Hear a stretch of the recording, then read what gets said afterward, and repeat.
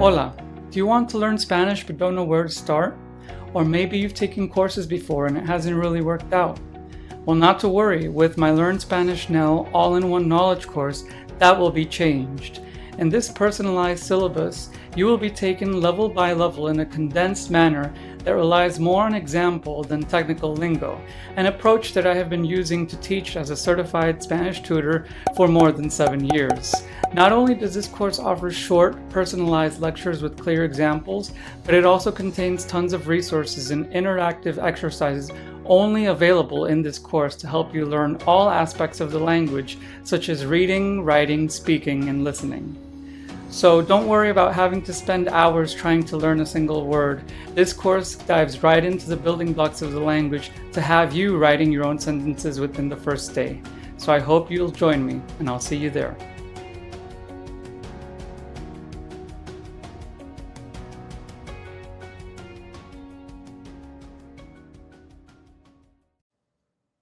Welcome to the first video. In this video, we will be covering some foundational Spanish elements and also important lessons on some introductory grammar as well. Now, Spanish is composed, just like in English, of nouns, verbs, adjectives, and so forth. These I like to call the building blocks of the language because if you piece them together, you will be able to create sentences using the language. Now, it's very important that we learn the definition of each of these before proceeding, because even if you're a little familiar with them, it's best to have this as a refresher. Also, because as this course progresses, I will be referring to these through their names in Spanish, so I don't want you to get left behind and so forth. So let's begin. First thing I'll talk about today in this video is the noun, which in Spanish is called a sustantivo. Un sustantivo. Now we have two types of nouns. We have common nouns and proper nouns. Common nouns refer to the things that I've mentioned previously, a person, place, or thing. But a proper noun is a particular one of these. So just know that this is the main difference between these two types of nouns. But overall, un sustantivo is a noun. Next, we have a verb. In Spanish, a verb is called un verbo. Un verbo. Verbo is how it's pronounced, and a verb is a word that's used to describe an action, state, or occurrence. So remember, an action, state, or occurrence. So, for example, walking, talking, singing, things and actions like that. That is what a verb is. Un verbo. Afterward, we have an adjective in Spanish. An adjective is pronounced as un adjetivo. Un adjetivo. An adjective is a word or phrase that names an attribute or characteristic added to a grammatically related noun to describe it or modify it. So, in simpler terms, think of a word that modifies a noun, like the yellow dog or the cold water. In these two examples, yellow and cold would be the adjectives because they modify the nouns dog and water. Then we have an article. In Spanish, an article is pronounced as un artículo. Un artículo. So an article is very important to Spanish because we don't really use them in a mandatory kind of manner in English. For example, if I say, I play basketball, I would be considered correct in English by saying that sentence. But in Spanish, this would be considered wrong because it is missing the article. So what is an article? An article is basically the of a sentence that goes before the noun. So, for example, let's say you're talking about a basketball or the table. Before table, there is the word the that would be considered the article. So therefore, in English, it's relatively easy because no matter if it's one thing or multiple things, we still use the in English. So for example, the table, the chair, the television, and so forth. But in Spanish, it's a little bit more in depth because in Spanish, articles are modified by gender and by plurality. So by plurality, I mean if it's one or more than one. Plurality is the opposite of singularity. So therefore, articles change in Spanish depending on the gender and the plurality or singularity of the noun. This is very important because they must always agree whether it's masculine or feminine or singular or plural. This is very important and must happen before the noun in Spanish. So let me give you two examples of this in Spanish. Yo como la comida. Again, yo como la comida. This sentence translates to I eat the food. And let's analyze the structure a little bit. We have yo, which means I, como, which means eat, and then la comida, the food. We know that comida is a noun here because it comes right after the article, which is la. And the reason why we use la, a ending, is because the noun is also a ending. So what does that mean? That means that the noun is feminine. Therefore, that means that we have to use a feminine article because nouns in Spanish are assigned by gender. So we have masculine and feminine nouns. It's the way the language is written, and I know we don't have this concept in English, so it's a weird concept to think about. So then afterwards, in Spanish and also in English, we have what is called the pronoun. In Spanish, the pronoun is pronounced as el pronombre. And basically, we have two types. We have the subject pronoun, which is the pronombre de sujeto, and then the object pronoun, which is known as the pronombre de objeto. Now, let me first break this down. What is a pronoun? Un pronombre. A pronoun is a word that can function by itself and refers to the participants in the sentence. For example, I, you, me, he, she, and so forth. Or it can mention something that is outside of the two participants in the sentence. So, for example, they, it, this, and so forth. Now, it is important to think about this because this is a huge part of Spanish. We have subjects, sujetos, who come at the beginning of sentences often to tell us who is the person or the subject doing the action, the verb, el verbo. And so therefore, we need to think about pronombres, pronouns, a lot. So now let's break down the subject pronoun, known as the pronombre de sujeto in Spanish, and the object pronoun, known as the pronombre de objeto in Spanish.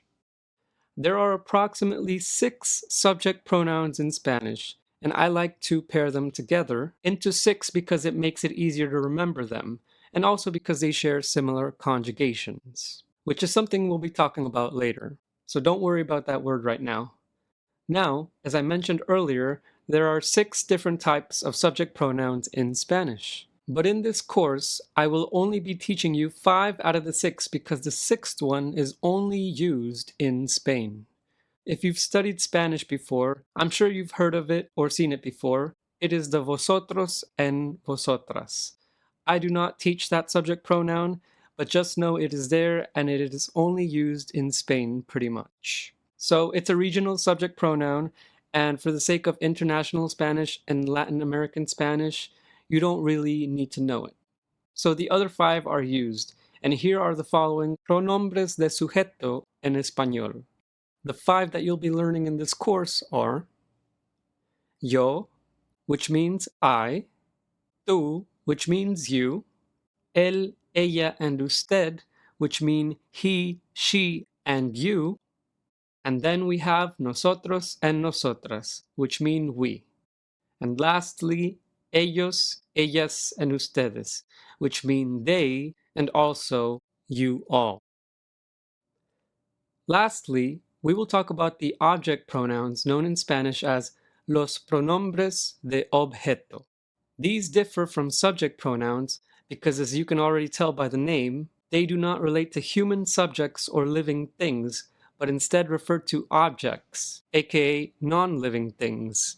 So, for example, something that is like a table or a chair, that would be an object pronoun in Spanish. So here's the list of pronouns for objects in Spanish, or los pronombres de objetos en español. The list is me, te, lo, and la for the singular, and then nos, los, and las for the plural. Now, there's also, of course, the Spain Spanish os, but much like vosotros, I do not teach this in this course. Now, the pronombre de objeto usually comes before the verb. I'm just giving you all this information so you know it now and you can see it here and be exposed to it before proceeding in this course so you know that it exists. But you do not have to worry about object pronouns just yet because we will be covering subject pronouns first because they are more common and obviously relate to living things in Spanish. So therefore, I want to teach you those first. Just know that object pronouns also exist. But yes, these are the following building blocks of Spanish to get you on your way to creating sentences in Spanish of your own and to help you speak, write, and also be able to express yourself much more fluently in Spanish than just by stating, one word or a noun. So I hope this helps. And of course, you can always rewatch this video if you need a refresher. On top of that, I have attached a list of these different building blocks, as I like to call them, to this video lecture as an attachment or downloadable file. And that's pretty much it. I will see you in the next video.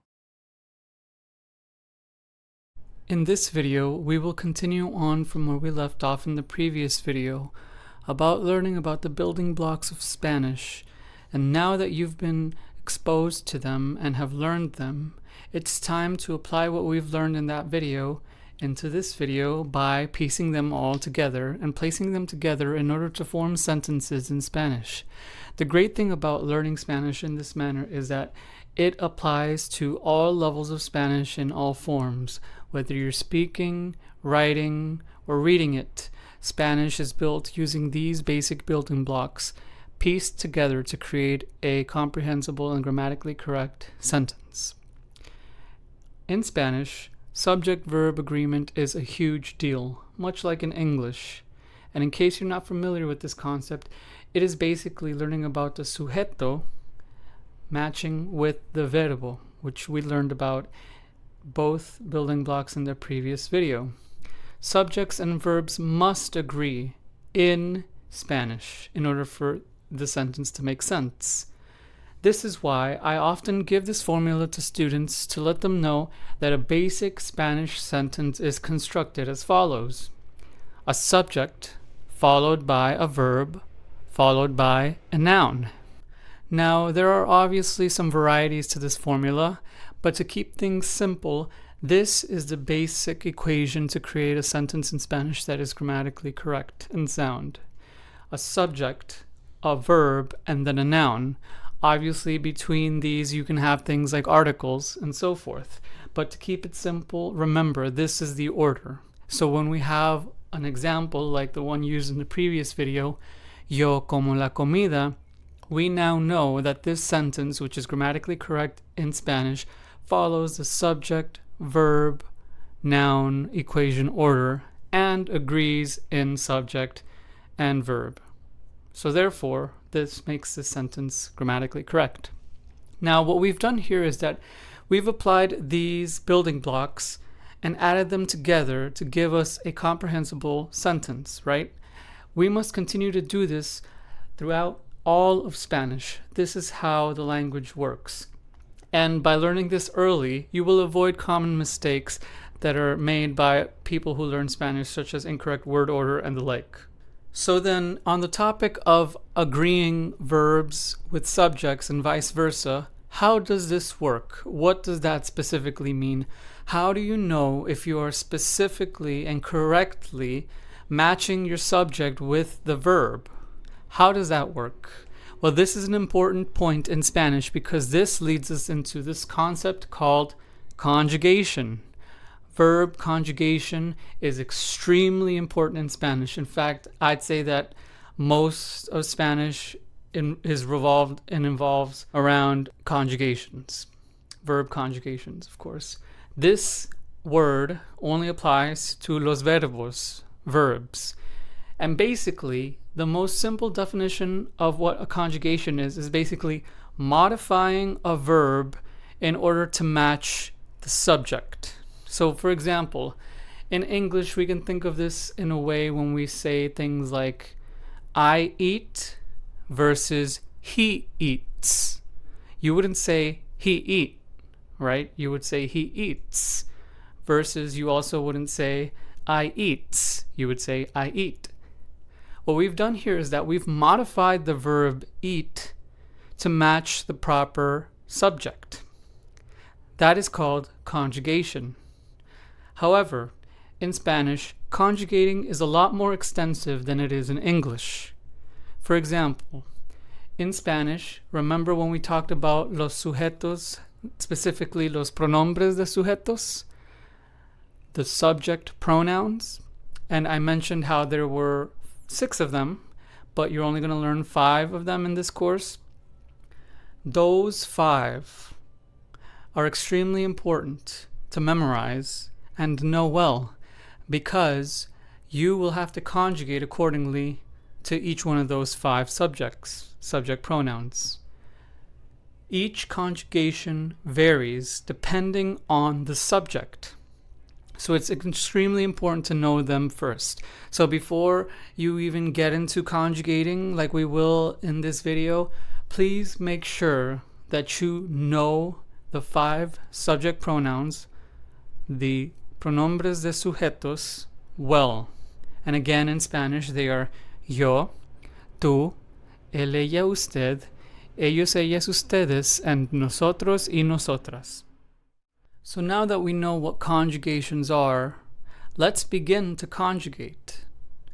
In order for us to do this, we must first lay out the 5 subject pronouns, los pronombres de sujetos, on a chart, and then we must add a verb right after them. Since we've already used this verbo before, I will use this one for this example. We will use the verb comer, which means to eat. Notice how in the previous video and earlier in this video, I said the sentence yo como la comida. Como is a conjugation of this verb comer, which means to eat. However, I had to change the spelling of this verb to match the subject yo, which means I eat. This was me conjugating for you. But of course, in English and in Spanish as well, I is not the only subject that exists. We also have tú, él, ella, usted, ellos, ellas, ustedes, and nosotros y nosotras. So therefore, in order for us to conjugate successfully, we must first ask this question. In what tense are we speaking in? So what is a tense? A grammatical tense in any language refers to the time period you're referencing. So it could be the present, the past, or the future. This is very important because conjugations of verbs in Spanish vary depending on not only the subject, but the tense you are using and referring to. With students, I like to teach the present tense first because it is the tense that is most often used, right? Most people tend to speak about what they're doing in the moment and in the present. So for the sake of keeping things in line with how language is typically taught, we will begin with the present tense. The present tense has its own conjugation forms of verbs. Now, before we even get to that though, we must first know that in Spanish we have 3 different verb endings, and this is very important. In Spanish we have ER verbs, IR verbs, and AR verbs. These are verbs that when they aren't conjugated, you'll know because they have the endings ER, IR, or AR.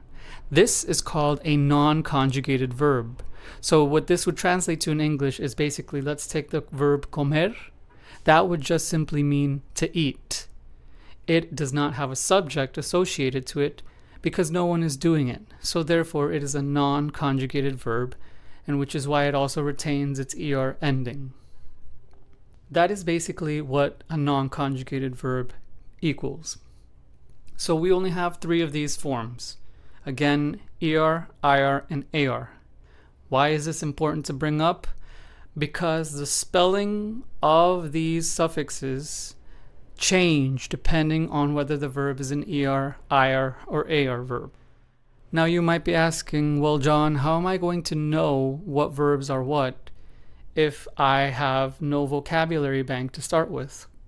Not to worry. To this video is attached a PDF file with a list of some regular verbs to get you started in the er, ir, and ar forms. You can conjugate these for practice in the present tense. Now, let's begin to actually conjugate. Let's take the verb comer, which I previously brought up. We've already known what the yo, I present tense conjugation is. It would be como, C-O-M-O, because we used this in the example previously. But what about tú, which means you in English? Tú would be conjugated in the present tense as comes, C-O-M-E-S. So we have yo como and tú comes. Next, we will conjugate for él, ella, and usted, which means he, she, and you. The él, ella, and usted present tense conjugation of comer is come, C-O-M-E.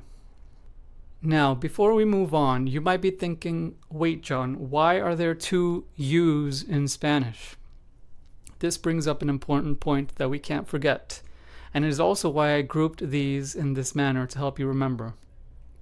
We have 2 different you forms in Spanish as subject pronouns. Tú is the informal and usted is the formal.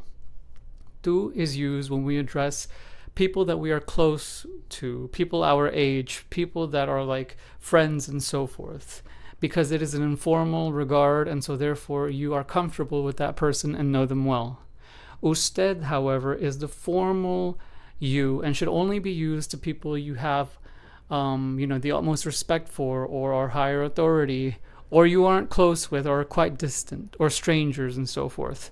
It's very important to know this because in Spanish you cannot use tú and usted interchangeably. You must use these correctly with the correct person you are addressing this to. So of course, if you are again addressing someone that you're close with, you would use tú in Spanish. If you're addressing someone that you are not close with, you would use usted. That is the difference between tú and usted, which both translate to you in English. Just remember that one is informal, tú, and the other one, usted, is formal. And then after this, we have to conjugate for the ellos, ellas, and ustedes subject pronoun. Of course, ellos, ellas, and ustedes translates to they, and then ustedes translates to you all. Now, the present tense conjugation of comer in the ellos and ellas and ustedes subject pronoun is comen, C-O-M-E-N. And lastly, we must conjugate for the nosotros, nosotras subject pronoun, which translates to we. And if you are wondering why we have nosotros and nosotras, is just because the nosotros with the os ending is for masculine, and nosotras with the as ending is feminine. So if you're addressing yourself with a group of men, you would use nosotros. If you're addressing yourself with a group of women, but the group is entirely women, you would use nosotras. This also brings out an important point. There can be 99 men in a room and 1 woman. You would still use nosotros. It takes on the masculine form. Same thing, there could be 99 women in a group, but if there's 1 man, you have to take the masculine form and use nosotros. It is just the way the language is written. But if the group is entirely women, then you can use the feminine nosotras. This also applies to ellos and ellas for the they subject pronoun. So just be aware of that. Now, the nosotros, nosotras present tense comer conjugation is comemos. C-O-M-E-M-O-S. So take a moment here to digest this and look at how these verbs change when the subject also changes. The conjugation is very different per subject. If this seems daunting, do not worry, because we will do an IR verb and an AR verb to show you the patterns that you can pick out to help you remember these. Now, let's conjugate an IR verb for practice in these conjugations. Let's take the IR verb of vivir, V-I-V-I-R, which means to live, as our next conjugation. So let me conjugate this for you, and maybe you can tell that there's a pattern forming here. For the yo subject pronoun, vivir changes to vivo, V-I-V-O, in the present tense. For the tu subject pronoun, vivir changes to vives, V-I-V-E-S, in the present tense. For the él, ella, and usted subject pronoun, vivir turns to vive, V-I-V-E, in the present tense. For the ellos, ellas, and ustedes subject pronoun, vivir turns to viven, V-I-V-E-N, in the present tense. And lastly, for the nosotros, nosotras subject pronoun, vivir changes to vivimos, V-I-V-I-M-O-S, in the present tense. So as you can tell, there's a little bit of a pattern here forming. Lastly, for practice, let's conjugate an AR verb, the final of the three forms of these verbs to conjugate. Let's take the AR verb hablar, which maybe you've probably heard of, which means to speak. For the yo form in the present tense, the AR verb hablar changes to hablo, H-A-B-L-O, yo hablo. For the tu form in the present tense, hablar changes to hablas, H-A-B-L-A-S. For the él, ella, and usted form, hablar changes to habla, H-A-B-L-A. For the ellos, ellas, and ustedes form, in the present tense, hablar changes to hablan, H-A-B-L-A-N. And lastly, for the nosotros and nosotras present tense form, hablar changes to hablamos, H-A-B-L-A-M-O-S. Now, this is pretty straightforward, of course. Yo hablo means I speak, tú hablas means you speak, él, ella, usted means he / she / you speak, ellos, ellas, and ustedes means they / you all speak, and nosotros, nosotras means we speak. So there we go. We've officially conjugated for one IR, one ER, and one AR verb in Spanish. What do you notice? There's a little bit of a pattern here, right? Take a look at the endings. The endings are pretty much similar across the board, especially for the ER and IR ending verbs. The best way to master these conjugations, which make up a huge portion of the Spanish language, is to memorize the endings. Because then you'll be able to plug these endings into any regular verb that ends with ER, IR, or AR. Attached to this video is also this graph that I've laid out for you here, so you can print it or download it, so you can take a look at it. It's very important that you memorize the endings of these conjugations in order to establish the pattern and see how this can be applied to other verbs as well. Also, as mentioned earlier, for practice, I've added a list of regular verbs that you can conjugate in your own time for practice, and I've also added a blank conjugation chart, which you should be using to fill out to be able to learn and memorize these conjugations well. The more practice you do with these, the easier they'll become to remember and master. What we've learned and covered here in this video today applies only to regular verbs. Los verbos regulares. There is also verbs that are called irregular verbs, los verbos irregulares.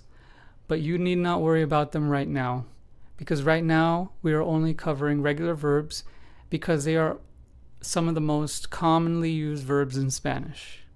I hope you learned about conjugations, and of course, you can always rewatch this video if you need a refresher on it. Make sure to utilize the material attached to this video as well for help. See you in the next one. In this video, we will continue learning about some of the other building blocks of Spanish that we did not mention previously. These building blocks help you create more advanced Spanish sentences, as opposed to the typical subject, verb, and noun equation. And so therefore, we must introduce these two building blocks, which are called a preposition and a conjunction. So what is the point of a preposition and a conjunction? We have these two in English actually, but in order to simplify things, let's first define them. So a preposition serves as a word that typically goes before a noun or a pronoun and expresses a relationship or a relation to it, such as time or location. Some examples of these include after, at, and for. So let me give you an example in a sentence of this. I went after him. I am at the beach. These are examples of sentences in English that are using the prepositions after and at. As you can see, they go before the noun or before the pronoun, subject pronoun. This is what a preposition is. Next, we have a conjunction. A conjunction is a word that typically serves to unite two separate ideas or two ideas in general in a sentence, which are also known as clauses. Now, some examples of conjunctions in English are and, but, and if. So, some example sentences in English of conjunctions in a sentence would be I want the gummies and lollipops. Or I want to go, but not if he is coming. So these are some examples of two sentences that use conjunctions in English. We have these two in Spanish, of course. So why are we learning them? Well, because, as mentioned earlier at the beginning of this video, they can serve to create more advanced sentences, right? Because saying something like, I am a human versus I want to go after him. In these two sentences, you can tell that the first one is a lot more basic and direct compared to the other one, the second sentence. That is because the second sentence uses more building blocks in the language to create a more expressive sentence or more detailed sentence. This is why it's important to know about prepositions and conjunctions. So what are some examples in Spanish of sentences that use prepositions and conjunctions? Well, here is one for you. Yo soy de Nueva York. Again, yo soy de Nueva York. Here in this sentence, we now know that we are using a subject, yo, a verb, soy, and then we have de Nueva York, and then we know Nueva York, which would be the noun, or in this case, the proper noun, and then we have the de, which is now unidentified. In English, this sentence translates to I am from New York. So we can tell that the de is obviously the preposition in this sentence because it translates to the of the sentence. Next, let's show an example of a Spanish sentence that uses a conjunction. An example of a sentence in Spanish that uses a conjunction is the following. Yo como las paletas y las galletas. Again, yo como las paletas y las galletas. So in English, this sentence translates to I eat the ice lollies and the cookies. So as we can see here, the conjunction that is being used is y. which in English translates to and. Now you have officially learned all of the building blocks that you need to get started to writing your very own sentences in Spanish. If some of these concepts are a little bit muddy to you, or you need to, take some time to learn them and master them, no problem. You can pause here and rewatch the old videos, the previous videos, or you can work on some of the material a little bit more. Because at the end of this video, there is a quiz that covers all that we have covered in this section of the course. I'd just like to now say good job on completing this section of the course, and on to the next one. See you there. Hi, and welcome to the next section of the course. In this section, we will be applying the concepts that we learned in the previous section into intermediate and advanced Spanish. So therefore, this will entail more advanced grammatical concepts and more. Now, in this course, you've learned so far how to conjugate regular verbs in the present tense. But in Spanish, we also have irregular verbs. So what are irregular verbs? Irregular verbs are verbs that when you conjugate them, they do not follow the standard conjugation patterns. For example, we've learned in the past video that in order to conjugate regular verbs, you pretty much all you have to do is change the endings, the suffixes of the verbs. But you leave the stems, aka the first half of the verb, alone. However, in irregular verbs, this is not the case. Irregular verb conjugations are weird, which is why they are irregular, because a lot of the time they either introduce a new letter or change spelling completely once you conjugate them. This is very important to keep in mind, because in Spanish, some irregular verbs are some of the most utilized verbs in the entire language. So to this video will be attached a PDF file of the 20 most used and common irregular verbs in Español. I would recommend memorizing these verbs, their definitions, and their conjugations in the present tense to start off with for practice. It is very important that you do this because these verbs have their own kind of wonky conjugations, and if you learn them now, they won't be as much of a surprise later on when they pop up in sentences.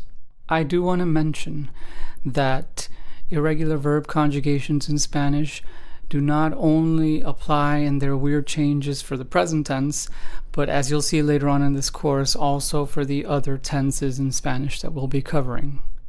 Now you might be asking, well, where do I start? If there are irregular verbs, what are some that I should be learning first? Well, this is a great question. For students, I always start by teaching them the following 6 irregular verbs: ser and estar, conocer and saber, and finally, tener and haber. Now you may be wondering why these 6 irregular verbs. Well, because these 6 are some of the most utilized verbs in the language. And so therefore, in order to create some great sentences that you'll be using in daily conversations and the like, you must know these verbs, especially ser and estar. Let's talk about these 2 verbs because they are very interesting. Ser and estar, as you can see right now, are both non-conjugated verbs. And you should know what that means by now, right? They are non-conjugated because they have the ER and AR endings, so therefore they don't have a subject to them. Now, these 2 verbs, ser and estar, both mean to be in Spanish. So you might be thinking, why would there be 2 to be's in Spanish? This is important to know the difference, because even though they share a similar meaning, they're actually used in 2 different contexts. So let me explain the difference between both. Ser is used for permanent things or long-term things. So when we talk about personalities or characteristics, nationalities, or anything that has to deal with identities, that is going to be ser, to be. So an example of ser being used in English would be if I was saying something like I am American or I am from New York.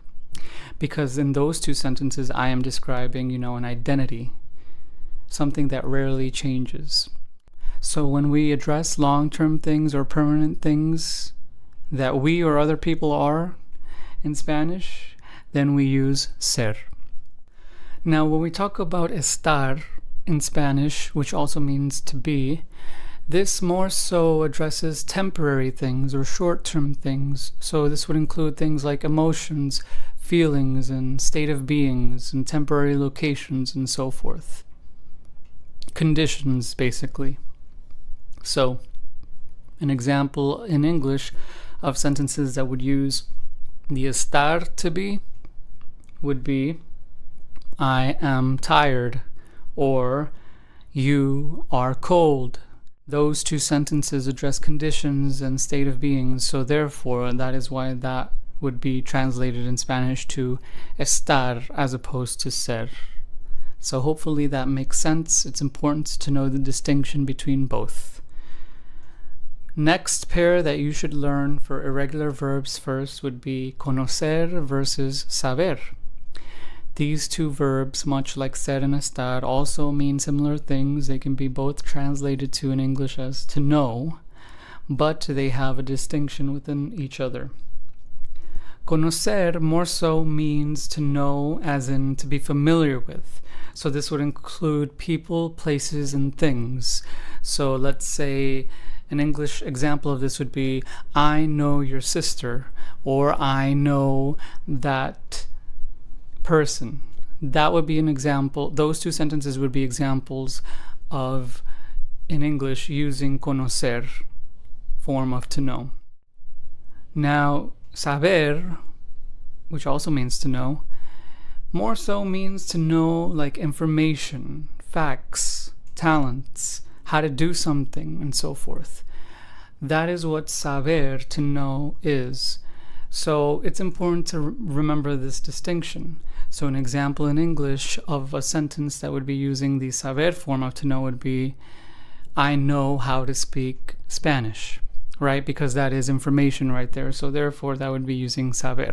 So kind of maybe think of the difference between conocer and saber as like one knowing people and the other knowing objects. Of course, conocer being knowing people and saber knowing objects. And then lastly, the third pair of two irregular verbs that you should know are tener and haber. So these two verbs can translate to in English as to have, but they are used in very different contexts. So in Spanish, tener, to have, more so refers to the quantities or objects of things. So an English example of tener would be, I have 2 pairs of shoes. Here I am talking about a quantity of an object, so therefore that would be tener, and as opposed to haber, which also translates as to have, but this is a very different use of to have. This more so translates to as to have done something. So for example, in English this would translate to as I have done my homework. That is a completely different use of have, even in English, even though it translates to the same word in English. So just know those two distinctions for these 3 pairs of verbs that are similar in meaning but have distinctions associated to them. And because they're irregular verbs, when you conjugate each of these, the spellings will look different. So now let's talk about them. We will conjugate these irregular verbs in the present tense for this video. Let's start off with conjugating ser in the present tense. So this irregular verb will look very different once we conjugate it, and you'll see.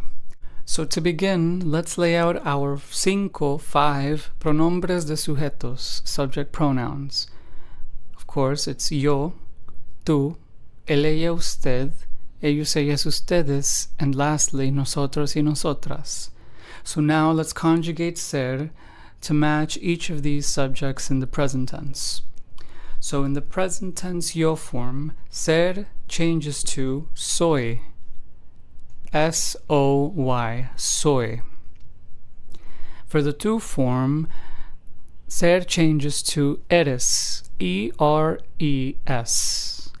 For the él, ella, usted form, ser changes to es. E-S. For the ellos, ellas, and ustedes form, ser changes to son, S-O-N. And lastly, for the nosotros and nosotras form, ser changes to somos, S-O-M-O-S. So as you can see, this looks vastly different for each subject pronoun. Sometimes the entire word spelling just changes, right? This is why these are irregular verbs. Next, let's conjugate estar. So again, we have our 5 subject pronouns here. And then in the yo form, estar changes to estoy. Yo estoy. E-S-T-O-Y. And then for the to subject pronoun, estar changes to estás. E-S-T-A-S. And then for the él, ella, usted subject pronoun, estar changes to está. E-S-T-A. And then for the ellos, ellas, and ustedes subject pronoun in the present tense, estar changes to están. E-S-T-A-N. And then lastly, for the nosotros and nosotras subject pronoun in the present tense, estar changes to estamos. E-S-T-A-M-O-S. So as we can tell already by these 2 irregular verb conjugations, they are vastly different from the non-conjugated verb in spelling when you conjugate them, right? So therefore, the best way to memorize these is just through memorization and practice. Use them in your own constructed sentences to help you remember them. That's what I would recommend doing. Next, we're going to conjugate the 2 irregular verbs conocer and saber. So again, let's start off. For the yo present tense subject pronoun, conocer changes to conozco. C-O-N-O-Z-C-O. For the tu subject pronoun, conocer changes to conoces. C-O-N-O-C-E-S. For the él, ella, usted subject pronoun, conocer changes to conoce. C-O-N-O-C-E.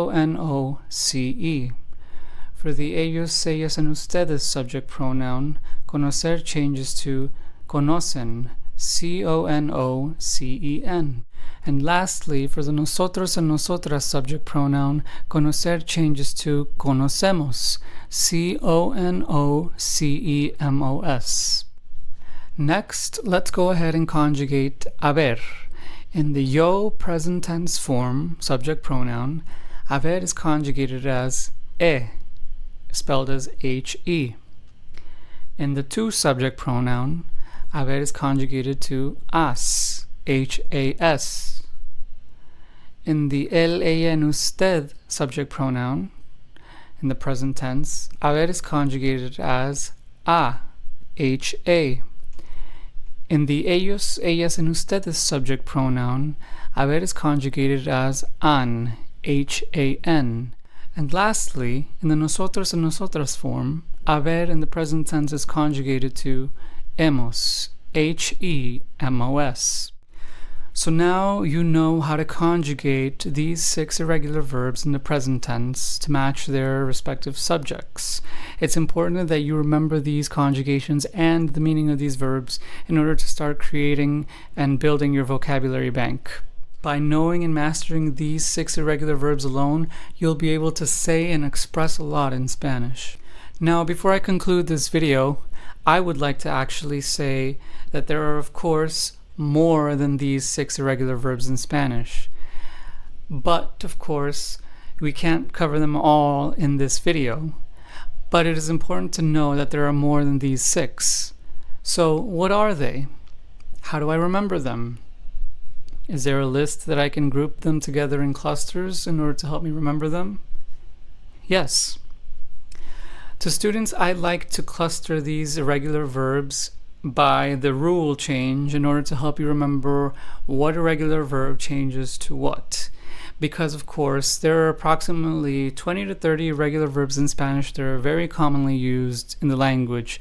And then outside of those, there are some more that are not as used but exist. When I am trying to teach students irregular verbs, what I like to do is I like to separate them by color-coded boxes and try to fill out each box with at least 5 irregular verbs. In each of these color-coded boxes is at the top the rule change. So what are these rule changes then? So I will tell you them now for the present tense. These rule changes for irregular verbs are only in regards to the present tense, and they are as follows: E to IE, E to I, O to UE, and U to UE.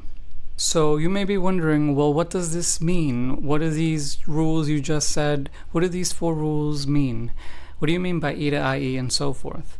Well, what I mean by that is that once you conjugate them in the present tense, you will be changing the letter in the non-conjugated verb to that new form. For example, let's take E to IE as an example, right? And then let's take the irregular verb cerrar, which means to close. Now, this irregular verb in the present tense follows the E to IE rule, which means that every time I conjugate it, I'm going to have to add that new letter before the E. Because again, it's E to IE. So then let's conjugate cerrar in the present tense to show you what I mean by this. So cerrar in the present tense. Yo cierro.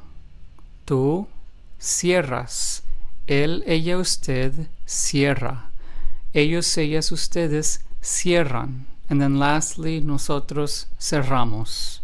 So let's take a minute here to look at this. Look at how this irregular verb conjugation introduced the letter I for nearly all of the subject pronouns once I conjugated it.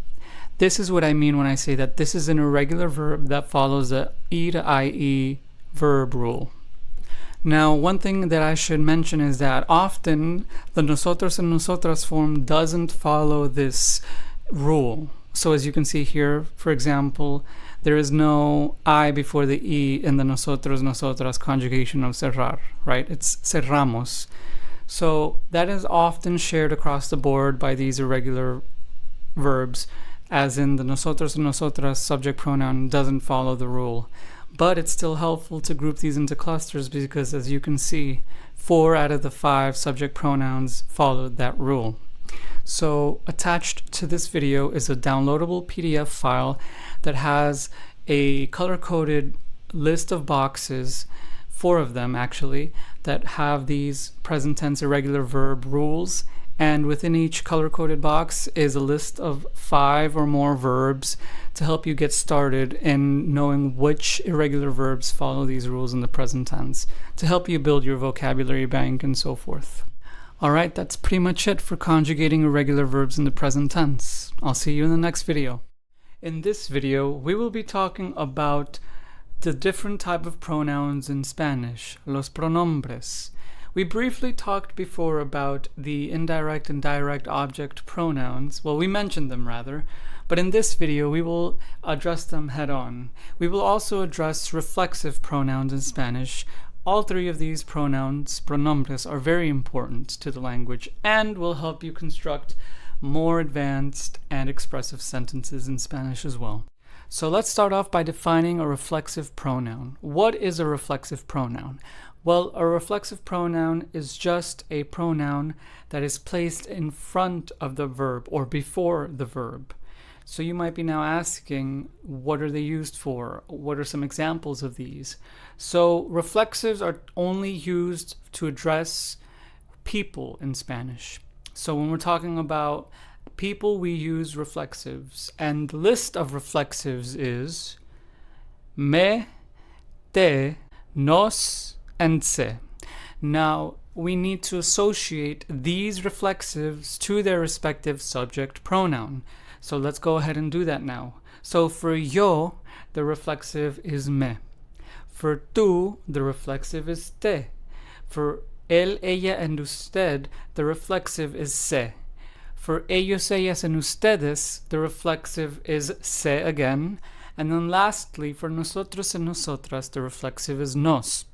So what do I mean by, attaching these subject pronouns to their designated reflexives and vice versa. So what I mean by that is that these reflexives are usually associated with the subject pronouns that I just mentioned. So when you think of, like, for example, me or te, you should know that the subject that is associated to that reflexive is yo and tu.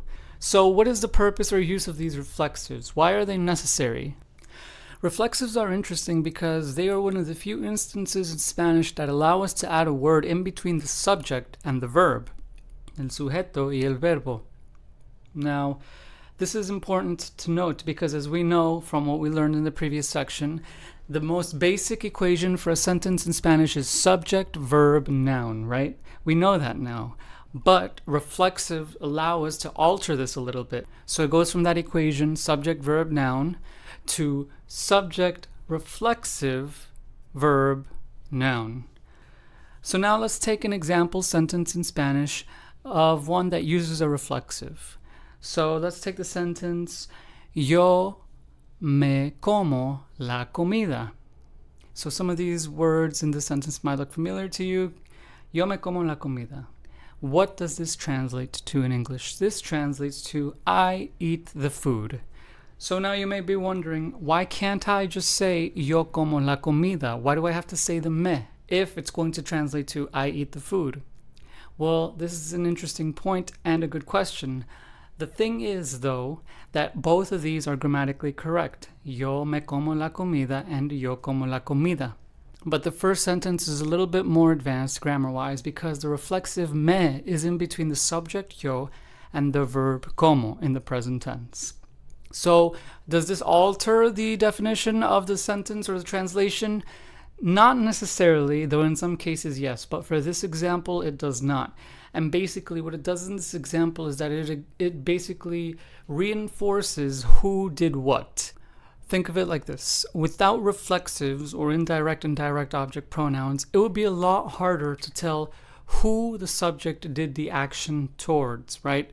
So, for example, if I say, I eat the food, I could say, I eat the food myself, or I eat the food for her or him, even though it's kind of a weird example. But this example kind of shows you and demonstrates what I mean by that, as in, for whom is the action being applied towards. So that is why reflexives and, of course, indirect and direct object pronouns are important. And it's also why they go in between the subject and the verb when it comes to reflexives. Next, let's talk about direct object pronouns in Spanish. So much like reflexives, these are also placed before the verb and also ask to whom is the verb being done to, like the action, right? Who is it affecting? Is it the subject themselves or someone outside of the subject, right? A third party or second party. So first, let's give a list of all of the direct object pronouns in Spanish. Now, these are mainly used for things, but can also be used for people as well. This is the following list of direct object pronouns in Spanish. Me, te, lo and la, los and las, and lastly, nos. So now let's match these to their respective subject pronouns. Yo, me, tú, te, él, ella, usted, lo o la, ellos, ellas, and ustedes, los and las, and lastly, nosotros, nos. So what is an example in Spanish of a sentence that uses a direct object pronoun? Let's take the sentence, yo compro un regalo, which means I buy a gift. Let's say we want to simplify this, right? So in order to simplify this and use a direct object pronoun, we must get rid of the noun and replace it by one that agrees in its gender and plurality. So therefore, how do we do this? Well, it's relatively easy, right? We know that regalo is a masculine noun. And how do we know that? Because remember, we talked about this earlier in this course, that all nouns, sustantivos, in Spanish are gendered. And so therefore, regalo is a masculine noun because it ends with the letter O. So our direct object pronoun must match with the noun in terms of gender and also quantity, so singular versus plural. And here's another thing. Since we're talking about an object in this sentence, and the object is the one that we're simplifying for, we therefore use lo, because lo and la exclusively relate to objects. We are not referring to a person or a living thing, so therefore we don't use me, te, and so forth in this. We use lo. So therefore, let's take that example sentence again, yo compro un regalo, and simplify it using a direct object pronoun. Yo compro un regalo turns to yo lo compro. So now, as you can see, we used a direct object pronoun and fit it in between the subject and the verb, much like we can do with reflexive pronouns. So therefore, these two sentences convey the same meaning. It's just that the second one isn't as obvious, right? We go from I buy a gift to I buy it. So therefore, this is how these direct object pronouns work. Hopefully this makes sense, and if it doesn't, no worries, because I have also attached a resource to this video explaining this and showing a table of each and so forth. Next, let's talk about indirect object pronouns. Indirect object pronouns mainly refer to people, right? As opposed to direct object pronouns, which mainly refer to objects, but of course can also refer to people. Now, indirect object pronouns are interesting because in Spanish there is one that is only and exclusively unique to it. So you know if you see it, you are using, or the sentence is using, an indirect object pronoun. First, let's list out the list of indirect object pronouns. So we have me, te, le, les, and nos. So now let's designate these indirect object pronouns with their designated subject pronouns. So we have yo me, tú te, él, ella, and usted le, ellos, ellas, and ustedes les, and lastly, nosotros nos. So now, when we talk about direct object pronouns, we kind of should think of it as in for blank. So like for the subject, right? So if I say me, I mean for me. If I say te, I mean for you. If I say nos, I mean for us. And if I say le and les, I say for he, she, or for they, right? So now let's take a look at how indirect object pronouns work in sentences in Spanish. Let's take the sentence, yo compro un regalo para mi madre, which translates to I buy a gift for my mother. So this is a pretty long sentence, right? And let's say we want to simplify it, much like we wanted to simplify the direct object sentence that we mentioned earlier. This time, we won't be simplifying for the object, we'll be simplifying for the subject, right? For the other person mentioned in the sentence. So this time it would be not the yo, but in fact the mother, right? Madre.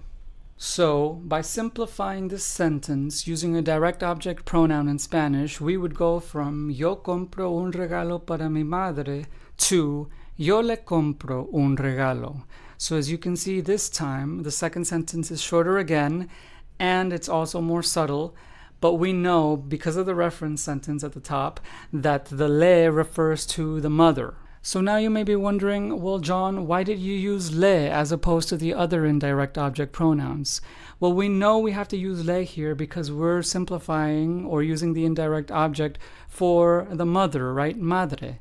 And if we simplify mom, even in English, right, for my mom, the subject would be she. I am buying a gift for her, she, right? So the one that uses the she or her in Spanish is the él, ella, and usted subject pronoun. And of course, the indirect object pronoun that is designated to that subject pronoun is le. So therefore, that is why we use le in that sentence. So again, just to recap, indirect object pronouns in Spanish show to who or for the action is done. I hope this clarified these concepts for you, and of course feel free to download and take a look at the resources attached to this video regarding these grammatical concepts. See you in the next video. In this video, we will learn how to conjugate in the preterite past tense in Spanish. So far in this course, you've learned how to conjugate verbos, verbs, in the present tense for both regular and irregular verbs. So before we move on, I'd just like to say, make sure that you remember those conjugations and study them well before proceeding, because when we get to the rest of the conjugations, we want to make sure that we master them independently one by one, so that way we don't forget or get our conjugations mixed up. The great thing about conjugations in Spanish is that every form is unique, so it'll be kind of hard to be able to, get them mixed up. Nonetheless, it's still important to learn each conjugation one by one. Alright, so with that in mind, let's continue. So, what is the preterite tense? We know the present tense, of course, relates to things that are happening in the moment. But interestingly enough, we have the preterite tense, which is one of the two past tense tenses in Spanish. This is interesting because in English, we pretty much have one universal past tense, right? Like the difference between I walk versus I walked, right? We have, of course, the present tense sentence I walk at the top and then the past tense I walked at the bottom. However, in Spanish, we have two past tenses. The preterite tense is the first that we will be covering in this course. The other is called the imperfect tense, which we will be talking about later. So the preterite tense, this is the past tense in Spanish that refers to actions that only happen once in the past. So a non-repeated action is an action in the Spanish language that would be using the preterite past tense. This is why this tense is called preterite past, to emphasize the fact that this is one of the two past tenses in the Spanish language. So yes, the preterite tense refers to things that happened once in the past, things that won't happen again, or things that had a start and an end in the past. So again, just to recap that definition, the preterite past tense only refers to verbs, verbos that happened once in the past that did not repeat. So what is an example of a sentence in Spanish that would be using the preterite past tense? Here is one to start off with. I went to Spain last summer. This is a sentence that would be using the preterite tense, the preterite past tense, in Spanish because it indicates a time frame that one, won't ever happen again, and two, an occurrence that was unique to that time frame, such as going to Spain last summer. So only within that time frame, last summer. Therefore, this sentence does not indicate any repetition and so forth, which is why it would be the preterite tense. To this video, I will be attaching a downloadable file with a great acronym, SPICY, to help you memorize in what contexts and situations you should be using the preterite tense. So now, like I mentioned for the present tense, the best way to memorize these conjugations is by looking at the patterns of the endings once you change these verbs to match their respective subject pronouns, pronombres de sujetos. Of course, this only relates to regular verbs, and now you know that we of course also have irregular verb conjugations for the preterite past tense, which we will get to in the next video. But for now, let's take a look at all the preterite tense conjugations in Spanish for all three verb forms that you know by now, which are of course again ER, IR, and AR. So let's start off again by setting up our conjugation chart and laying out our 5 subject pronouns, pronombres de sujetos. Again, the verbs that we will be conjugating are comer, vivir, and hablar. So let's start off by filling out this conjugation chart. In the yo subject pronoun in the preterite tense, the verb comer changes to comí, C-O-M accented I, yo comí, which means I ate. For the tu subject pronoun in the preterite tense, the verb comer changes to comiste, C-O-M-I-S-T-E.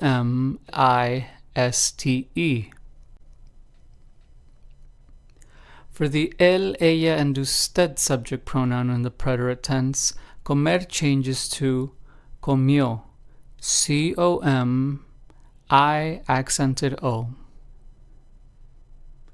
For the ellos, ellas, and ustedes subject pronoun in the preterite tense, comer changes to comieron, C-O-M-I-E-R-O-N. And lastly, for the nosotros and nosotras subject pronoun in the preterite tense, comer changes to comimos, spelled as C-O-M-I-M-O-S. Next, let's conjugate the IR verb vivir. In the yo subject pronoun for the preterite tense, vivir is conjugated as vivi, V-I, V accented I. For the tu subject pronoun, vivir is conjugated as viviste, V-I, V-I-S-T-E. For the él, ella, and usted subject pronoun, vivir is conjugated as vivió, V-I, V-I accented O. For the ellos, ellas, and ustedes subject pronoun, vivir is conjugated to vivieron, V-I, V-I-E-R-O-N. And for the nosotros and nosotras subject pronoun, vivir in the preterite tense is conjugated to vivimos, V-I-V-I-M-O-S. Next, let's conjugate the AR verb hablar. For the yo subject pronoun in the preterite tense, hablar is conjugated to hablé, H-A-B-L accented E. For the tu subject pronoun in the preterite tense, hablar is conjugated to hablaste, H-A-B-L-A-S-T-E. For the él, ella, and usted subject pronoun in the preterite tense, hablar is conjugated to habló, H-A-B-L accented O. For the ellos, ellas, and ustedes subject pronoun, hablar is conjugated to hablaron, H-A-B-L-A-R-O-N. And lastly, for the nosotros and nosotras subject pronoun in the preterite tense, hablar is conjugated to hablamos, H-A-B-L-A-M-O-S. So now here you have laid out for you the filled out conjugation chart for all three verb forms in Spanish. This will also be attached as a downloadable PDF file for you to take a look at in your own time. And on top of that, I will be giving you a list of, again, 3 verbs that you can do in your own time to fill out.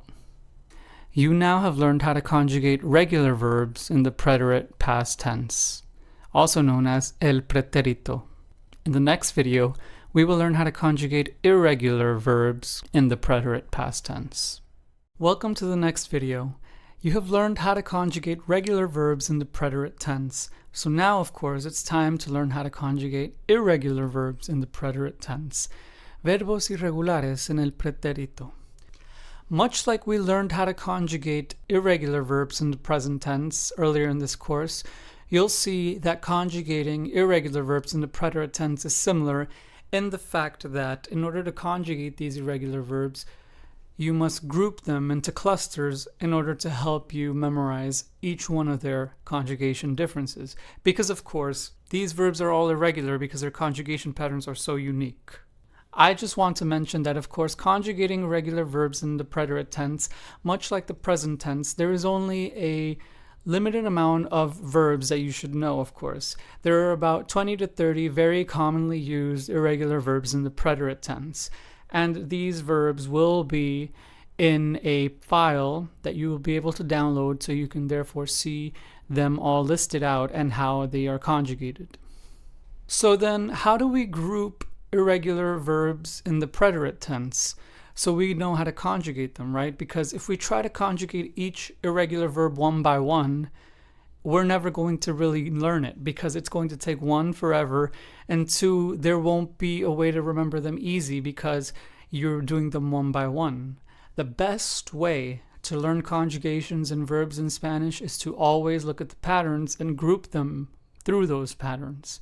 So much like we learned about the E to IE, O to UE, and so forth rules for conjugating present tense irregular verbs, we will soon see that we have to also conjugate verbs in the preterite tense that are irregular in a similar fashion. So in order to group irregular verbs in the preterite tense correctly, let's go ahead and start building our list of irregular verbs in the preterite tense. So the irregular verbs in the preterite tense that we will be talking about are as follows: ser, estar, dar, ir, jugar, hacer, haber, tener, poner, poder, conocer, saber, querer, decir, sentir, and andar. So some of these verbs we have seen earlier in this course, right? These irregular verbs have appeared before. For instance, tener and haber. And as you can see right now, I've listed the definition or translation of each of these verbs in English, so you know what each verb means. But right now, we're not so focused on the definition. We're more focused on how do we conjugate them. Of course, knowing what each of these verbs means is very important, but this video also focuses on how to conjugate them.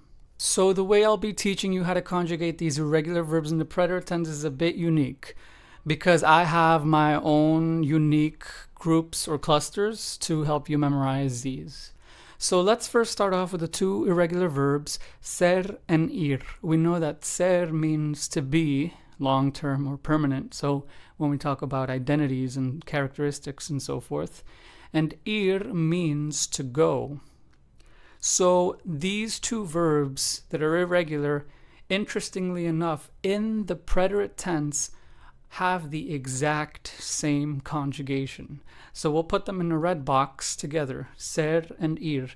And so now you may be wondering, well, what is the conjugation that they share in the preterite tense? So the conjugation is as follows.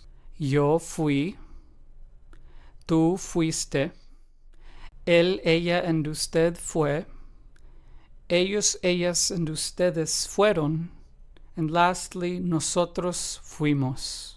So this is the shared conjugation between the two irregular verbs ser and ir in the preterite tense in Spanish, el pretérito.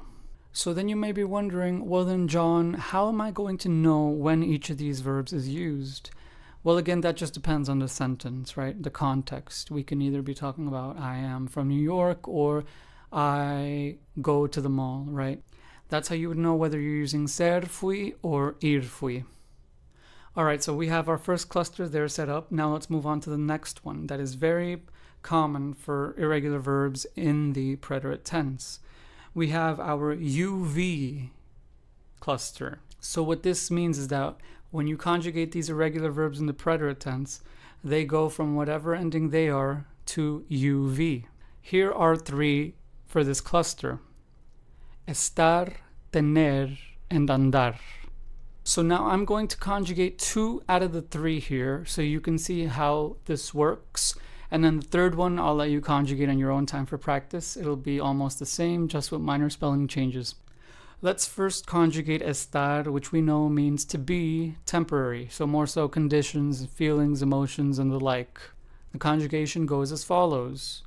Yo estuve, tú estuviste, él, ella, and usted estuvo, ellos, ellas, and ustedes estuvieron, and lastly, nosotros estuvimos. So as you can see here alone, the AR verb changed, right? And instead has a UV in place of that. Now let's conjugate tener in this cluster. Tener, which means to have, as in quantities, items, and so forth. So then the conjugation for the irregular verb tener goes as follows in the preterite tense. Yo tuve, tú tuviste, él, ella, and usted tuvo, ellos, ellas, and ustedes tuvieron, and lastly, nosotros tuvimos. So what do you notice, right? These are rhyming conjugations. So this cluster, much like the rest that we'll see, are rhyming clusters. So now for practice, pause the video here and conjugate andar in the preterite tense and see if you can match the conjugations so you know that you have mastered or at least know this cluster of UV change. So now I will have assumed that you paused the video, so then let's go ahead and conjugate this irregular verb andar in the preterite tense. The conjugation goes as follows. Yo anduve, tú anduviste, él, ella, and usted anduvo, ellos, ellas, and ustedes anduvieron, and lastly, nosotros anduvimos. So how did you do? Did your conjugation match this? If so, very good. And if not, take a minute to rewind and rewatch again to learn about the UV rhyming cluster for the irregular verb conjugations in the preterite tense.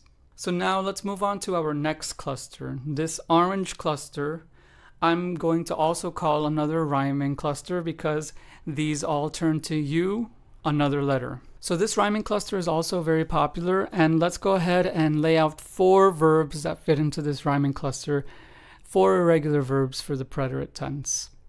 So the 4 verbs are as follow: saber, haber, poder, and poner. So we've seen the verbs saber and haber before. You know, saber means to know, facts or information. Haber is to have done something, an action or verb. But what about poder and poner? What do those two mean? Well, poder means to be able to or can, and then poner means to put. So to keep this lecture short and not very long, I'm just going to lay out all 4 of these irregular verb conjugations in the preterite tense so you can see how they rhyme. But I'm going to pronounce the yo forms just so you can hear also how they rhyme. So saber conjugates to yo supe, haber conjugates to yo hube, poder conjugates to yo pude, and poner conjugates to yo puse. So, just from hearing that yo form alone, that yo subject pronoun conjugation alone, you can hear the rhyming, right? Yo supe, ube, pude, puse. So this rhyming cluster goes from U, letter, and so forth. So that is our orange rhyming cluster with the 4 verbs saber, haber, poder, and poner. Okay, now let's move on to our next rhyming cluster for irregular verbs in the preterite tense. This rhyming cluster involves the 2 verbs dar and ver. So these 2 verbs, dar and ver, what do they mean? Well, dar means to give, and ver means to see. So these are also rhyming clusters because, as you'll see in a second, they rhyme, right? So let me go ahead and give you the conjugations for both. For the irregular verb dar, the conjugation goes as follows: yo di, tú diste, él, ella, en usted dio, ellos, ellas, en ustedes dieron, and lastly, nosotros y nosotras dimos. Now let's conjugate for ver. Ver goes as follows: yo vi, tú viste, él, ella, en usted vio, ellos, ellas, en ustedes vieron, and lastly, nosotros and nosotras vimos. So what do you notice? These 2 are also another rhyming cluster. Very good. Now let's move on to our next rhyming cluster for irregular verbs in the preterite tense. Our next rhyming cluster involves the 2 irregular verbs hacer and querer. Hacer means to make or do, and then querer means to want or like. So yes, this is another rhyming conjugation, as you'll see in a second. So let's start off by conjugating the verb hacer. In the preterite tense, the conjugation goes as follows: yo hice, tú hiciste, él, ella y usted hizo, ellos, ellas y ustedes hicieron, and lastly, nosotros and nosotras hicimos. Now let's conjugate for querer. The conjugation goes as follows: yo quise, tú quisiste, él, ella y usted quiso, ellos, ellas y ustedes quisieron, and lastly, nosotros and nosotras quisimos. So take a look at these 2 conjugations. They also rhyme, right? Yo hice, yo quise. So putting them in a cluster would be very wise because it would help you remember these 2, that they rhyme once you conjugate them. So there we go. We've officially just knocked out 13 irregular verbs in the preterite tense and their conjugations just by clustering them and grouping them together into rhyming clusters. Make sure you follow these and remember these clusters because they will help you tremendously in recalling how each irregular verb conjugates in the preterite tense. Now, does this mean that these 13 irregular verbs are the end-all be-all? No, of course not. But these 13 alone will help you get started and, let you be able to write or say a lot of different things in Spanish.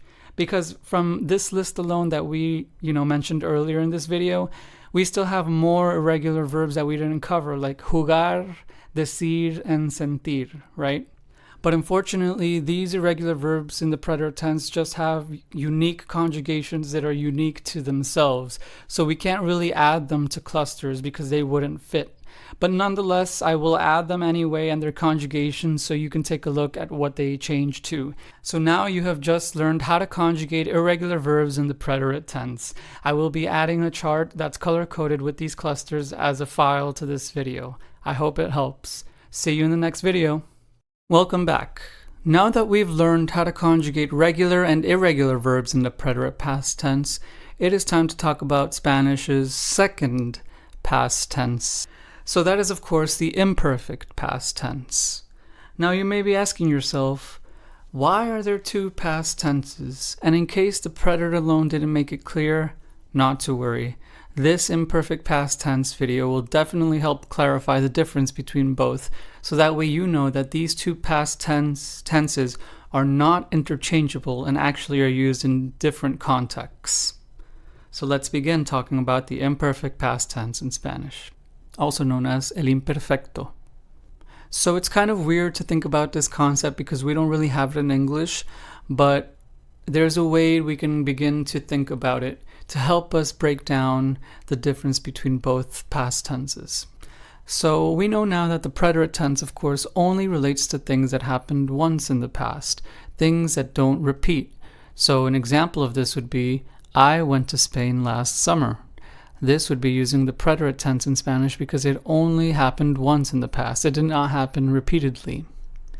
Another example would be the one that I used in the previous video, Yo comí la comida, which translates to I ate the food.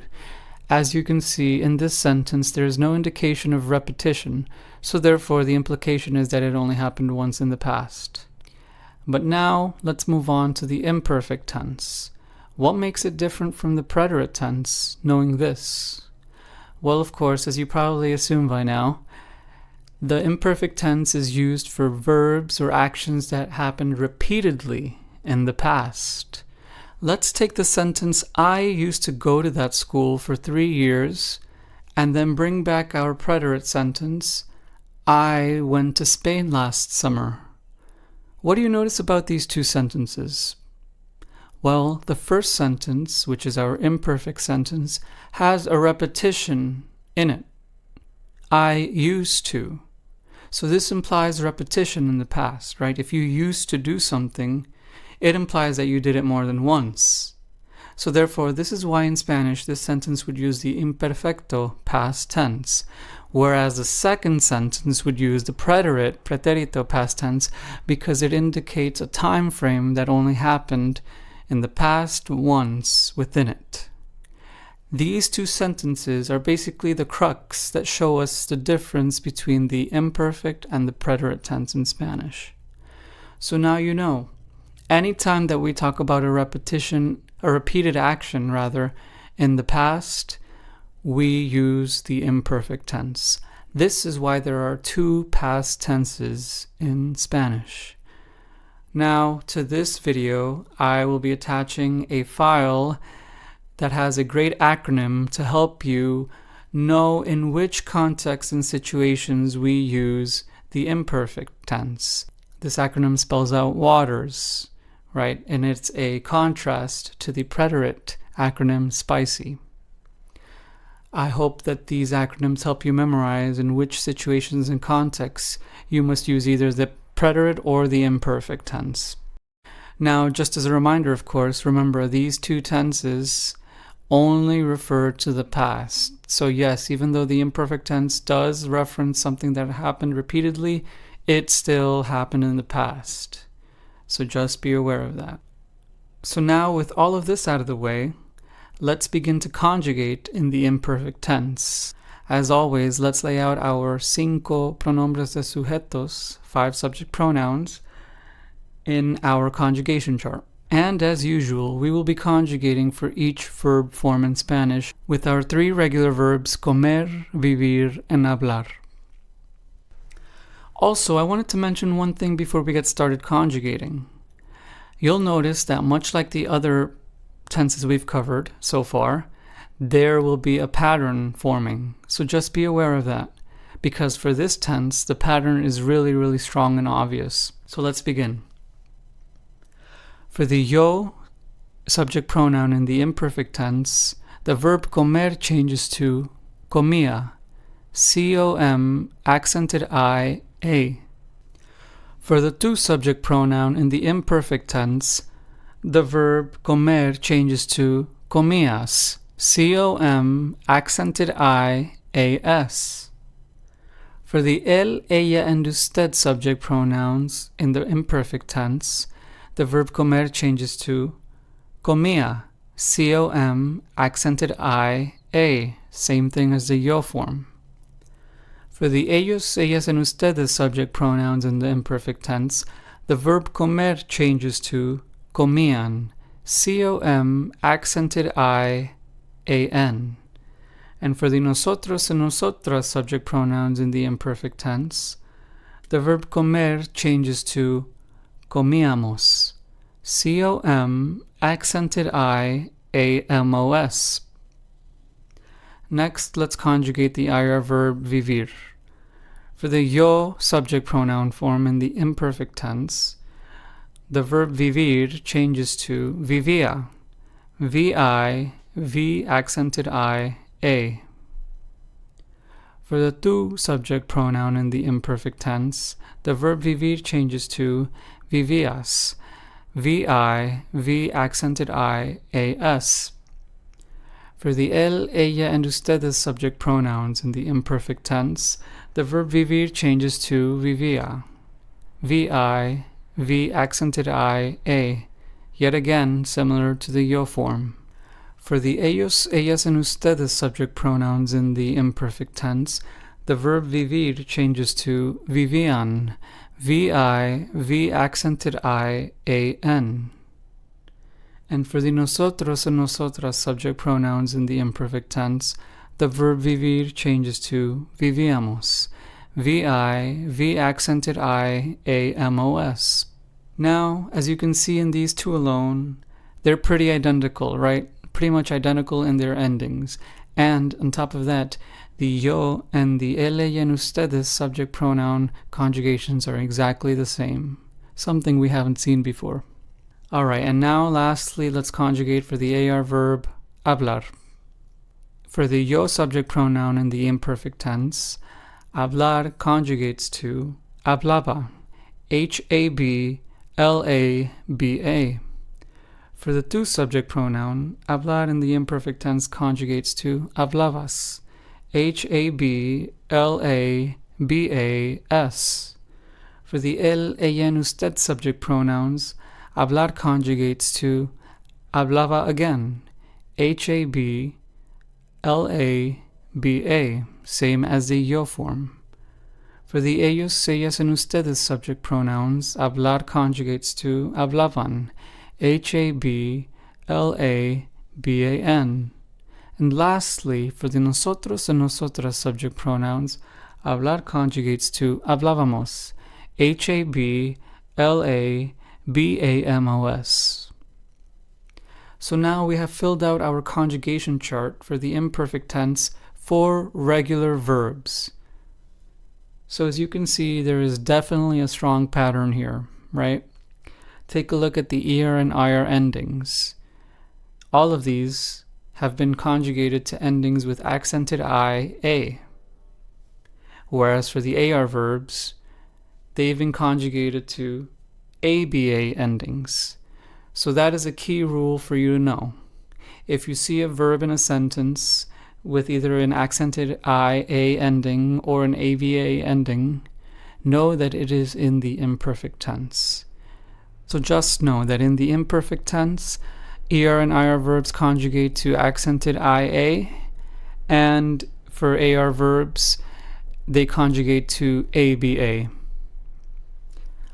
I hope this helped, and of course now we will be learning how to conjugate irregular verbs in the imperfect tense. See you there. Now that we have learned how to conjugate regular verbs in the imperfect tense and all about the imperfect tense in Spanish in general, el imperfecto, it's time to learn how to conjugate irregular verbs in the imperfect tense, verbos irregulares en el imperfecto in Spanish. So the great thing about irregular verbs in the imperfect tense in Spanish is that there are only 3. So unlike the preterite irregular and the present tense irregular verbs, there isn't a long list for you to memorize. There are only three, and the following three irregular verbs in the imperfect tense are these: ser, ir, ver. Now, we've of course seen all of these three before, but let's just go ahead and quickly define each of them. Ser means to be, long term, ir means to go, and ver means to see. So again, these three verbs are irregular in the imperfect tense, these three alone, and so therefore, memorizing these shouldn't be that hard. So with that in mind, let's go ahead and begin conjugating them. Let's begin with ser. So for the yo subject pronoun in the imperfect tense, ser conjugates to era, E-R-A. For the tu subject pronoun in the imperfect tense, ser conjugates to eras, E-R-A-S. For the él, ella, and usted subject pronoun in the imperfect tense, ser conjugates to era again, E-R-A. For the ellos, ellas, and ustedes subject pronoun in the imperfect tense, ser conjugates to eran, E-R-A-N. And lastly, for the nosotros and nosotras subject pronoun in the imperfect tense, ser conjugates to éramos, spelled with an accented E, then R-A-M-O-S.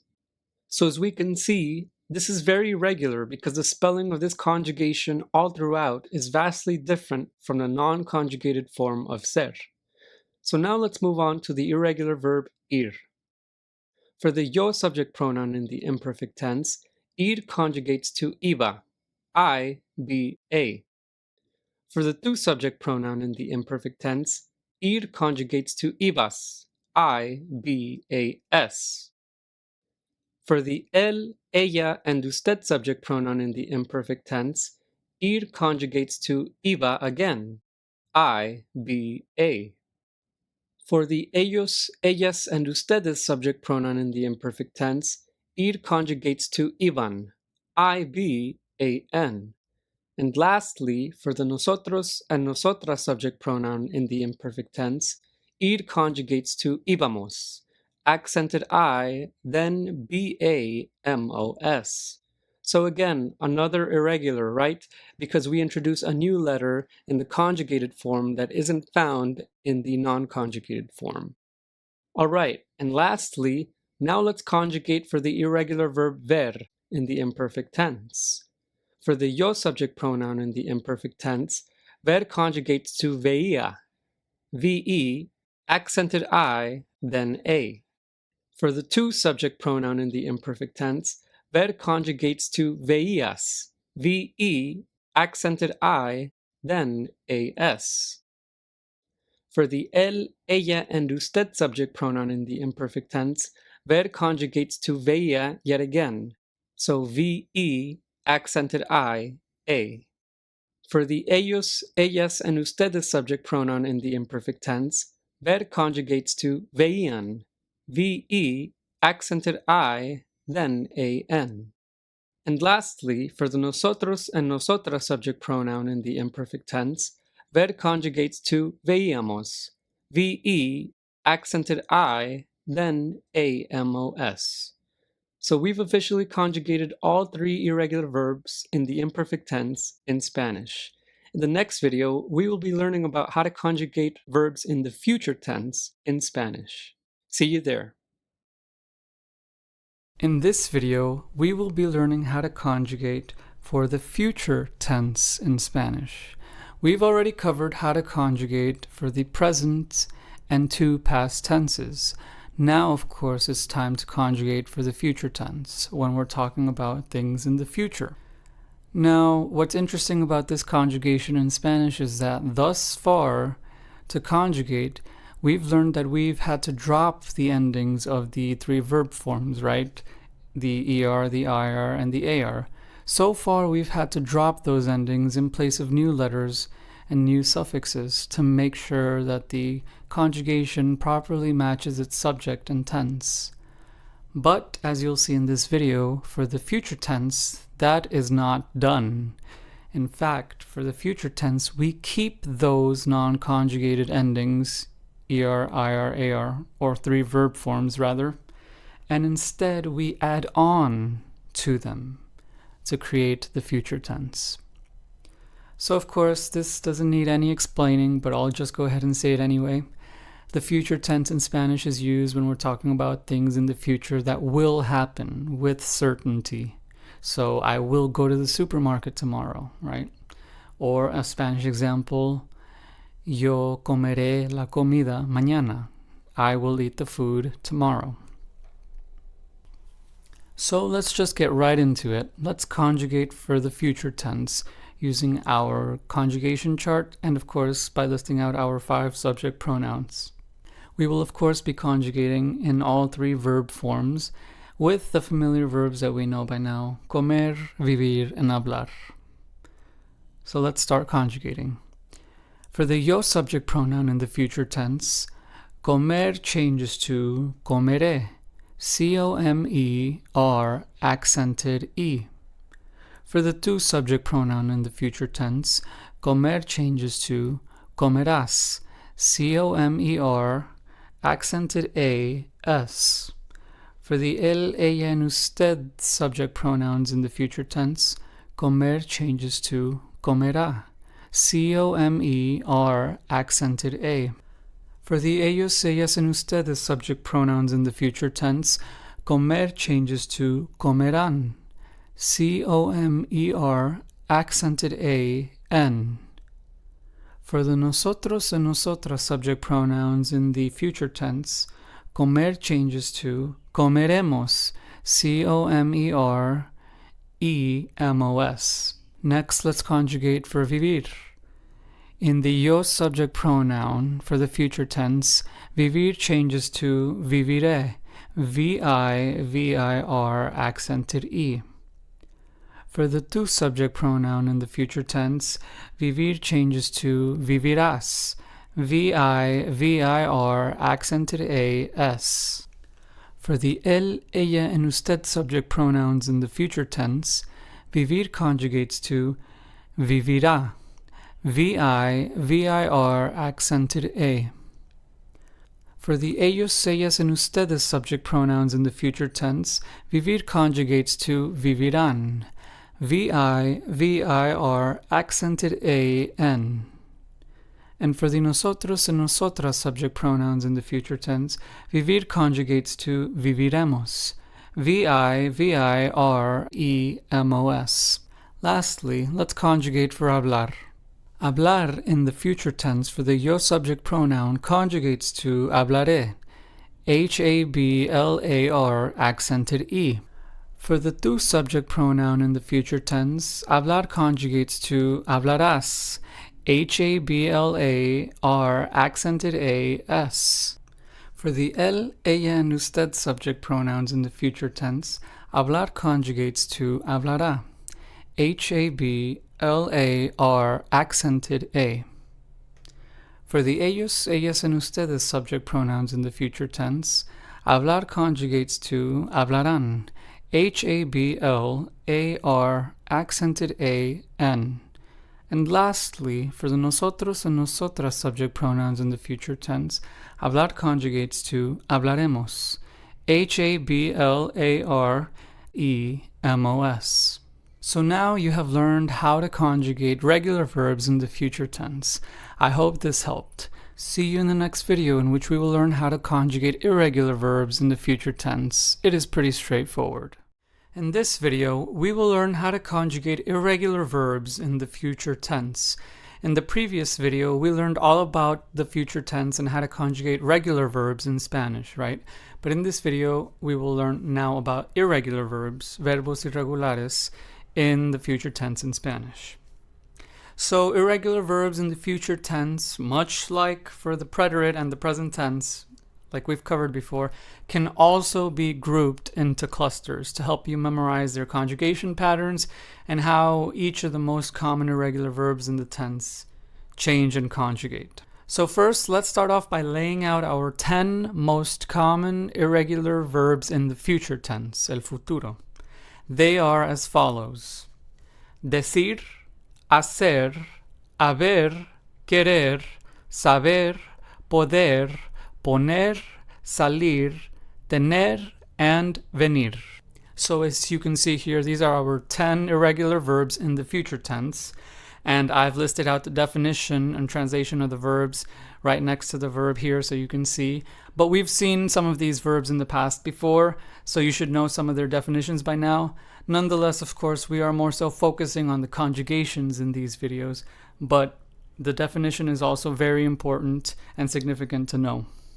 Now, they're going to come in handy because from these 10 verbs that are irregular, we're going to cluster them or split them up into 3 different groups. And from these 3 groups, much like we did for the irregular preterite and present, we are going to group them together based on their patterns when they conjugate, right? And of course, as always, you'll have this resource of these clusters as a downloadable file attached to this lecture. So let's begin by talking about the first cluster of irregular future tense verbs in Spanish. So the first cluster of irregular verbs in the future tense that we will be talking about is the cluster that has the E to I to D. So the E to I to D, what does this cluster mean or signify? This means that this is a cluster or a group of irregular verbs that drop their E to I's in their endings and instead replace them with the D letter.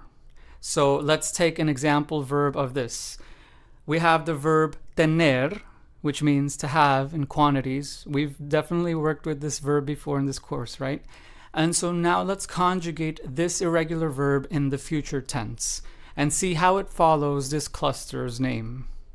So the conjugation for tener in the future tense in Spanish is as follows. For the yo subject pronoun, tener conjugates to tendré, T-E-N-D-R accented E. For the tu subject pronoun, tener conjugates to tendrás, T-E-N-D-R accented A-S. For the él, ella, and usted subject pronouns in the future tense, tener conjugates to tendrá, T-E-N-D-R accented A. For the ellos, ellas, and ustedes subject pronoun in the future tense, tener conjugates to tendrán, T-E-N-D-R accented A-N. And lastly, for the nosotros y nosotras subject pronoun in the future tense, tener conjugates to tendremos, T-E-N-D-R-E-M-O-S. So as we can see here, this irregular verb tener follows the E or I to D rule because it dropped the E from the non-conjugated form and replaced it with the letter D, as we can see in the conjugation here. So now the question is, what are some other irregular verbs in the future tense in Spanish that follow this E or I to D rule?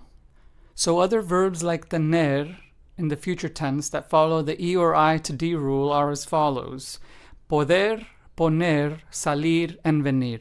So therefore, along with tener, we have 5 irregular verbs in this cluster for the future tense of irregular verbs. Alright, great. So now let's move on to the second cluster of irregular verbs in Spanish in the future tense. So in this cluster, basically the rule is dropping E or I. That's it. So let's take a verb that follows this so we can take a look at how this changes.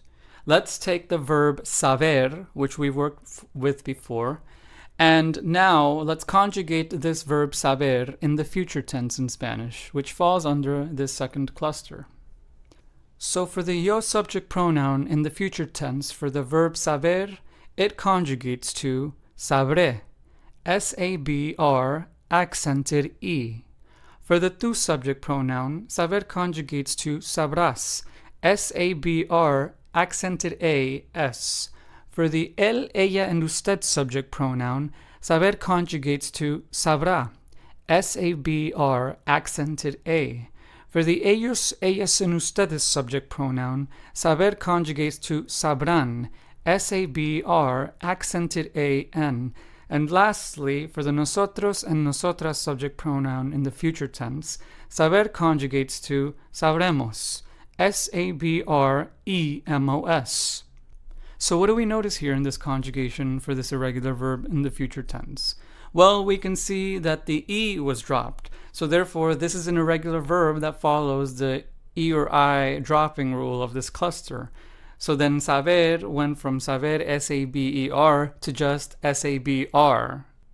Therefore, this is an irregular verb that follows this rule and why it should be clustered under this group in the future tense. So now you may be wondering, well then what are some other irregular verbs in the future tense that follow this rule or can be grouped into this cluster? Well, here are some that would fit. So along with saber, other irregular verbs in the future tense that follow this rule are haber and querer. So here we have 3 verbs that would belong in this cluster. Very well, now let's talk about the final cluster for irregular verbs in the future tense. This cluster will also round out our 10 irregular verbs for the future tense. So this cluster is kind of not so much a cluster, but just basically putting 2 verbs together because they don't really have a pattern here. They just do their own thing. So we're calling this cluster the irregular stems cluster.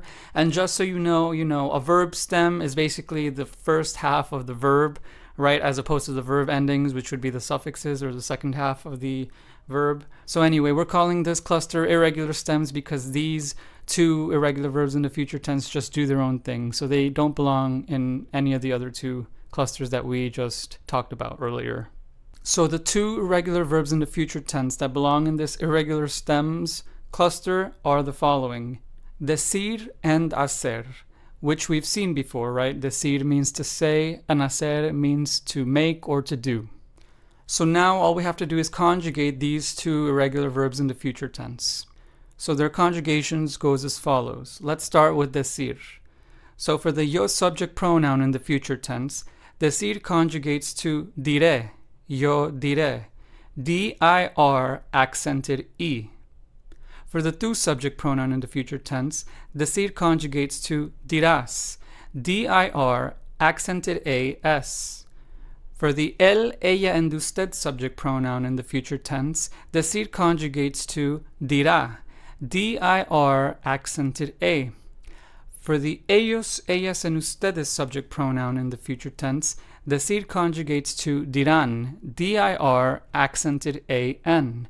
And for the nosotros and nosotras subject pronoun in the future tense, decir conjugates to diremos, D-I-R-E-M-O-S. Now let's conjugate the irregular verb hacer in the future tense. So for the yo subject pronoun, hacer in the future tense conjugates to haré, H-A-R accented E. For the tu subject pronoun, hacer conjugates to harás, H-A-R accented A-S. For the él, ella, and usted subject pronoun, hacer conjugates to hará, H-A-R accented A. For the ellos, ellas, and ustedes subject pronoun in the future tense, hacer conjugates to harán, H-A-R accented A-N. And lastly, for the nosotros and nosotras subject pronoun in the future tense, hacer conjugates to haremos, H-A-R-E-M-O-S. So there we go. We've officially conjugated all of the 10 irregular verbs in the future tense. They're the most common. And of course, we've grouped them into 3 clusters to help you memorize their changes, right? So now you'll have this as a file to look over and help you remember, of course. And that's pretty much it for the irregular verbs in the future tense. In the next video, we will be talking about the final of the 5 main subject tenses in the Spanish language, the conditional tense. See you there. All right, so now that we have learned all of the other tenses in Spanish, right? The present tense, the preterite tense, the future tense, it is now time to learn about the conditional tense. So the conditional tense, what is the conditional tense in Spanish, right? So the conditional tense in Spanish is the tense that tells us things that would, could happen. So we express desires for the future with no certainty. So uncertain desires that would or could happen, right? So unlike the future tense, which expresses desires in the future with certainty, this conditional tense expresses desires in the future without the certainty. So take the 2 examples in English. I will go to school tomorrow versus I would go to school tomorrow. So You can see that in this first sentence, we are expressing the future tense because there's certainty in what we plan to do tomorrow. But in the second sentence, there isn't certainty associated to this, right? We're using would here, so meaning that there's doubt. However, the conditional tense is more than just that, of course. The conditional tense is also referring to things in sentences that are structured as if, then, right? So sentences that require both conditions, or a condition rather, to be met in order for the other thing to happen. So let's take the English sentence, if I leave now, I would get to school on time. This is a conditional sentence in English because it uses the word if, right? So this starter, if, allows us to express an idea that doesn't have certainty, right? If within itself is inherently a word that we use when we have doubt or uncertainty about something, right? So in order for us in this sentence to get to school on time, we must meet the condition of leaving now. This is basically the same idea in Spanish of how or when to use the conditional tense. So that is the main difference between the future tense and the conditional tense in Spanish. So now, before we get to conjugating in the conditional tense for both regular and irregular verbs, let's begin first by writing some sentences in Spanish that use the conditional tense.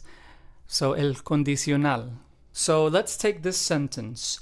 Si tuviera más dinero, iría de compras, which translates to, in English, if I had more money, I would go shopping. So in this conditional Spanish sentence, we're using the irregular verbs tener and ir, which we covered before, right, for the irregular future and the like. Now, before we even get to the conjugations and explaining them, let's break down how and why this is a conditional sentence in Spanish. Well, again, we are translating the sentence and we can see that this translates to, if I had more money, I would go shopping. So therefore, this is an if-then sentence in Spanish, right? So now we know that in Spanish, if translates to si, S-I. So anytime you see a sentence in Spanish begin with this word si, without the accent, it means if, and therefore it's likely going to be a conditional tense sentence. Just as a quick little reminder here, si with the dot means if, and si with the accents means yes. This is very important because the accents alone can change the meaning of a word, which is something that we will be talking about later in this course when we get to accents. So again, just as a quick recap, when we use the conditional tense, we are referring to ideas that express uncertainty and doubt. So things like would, could, and so forth. And it also usually refers to the future, so future desires and the like.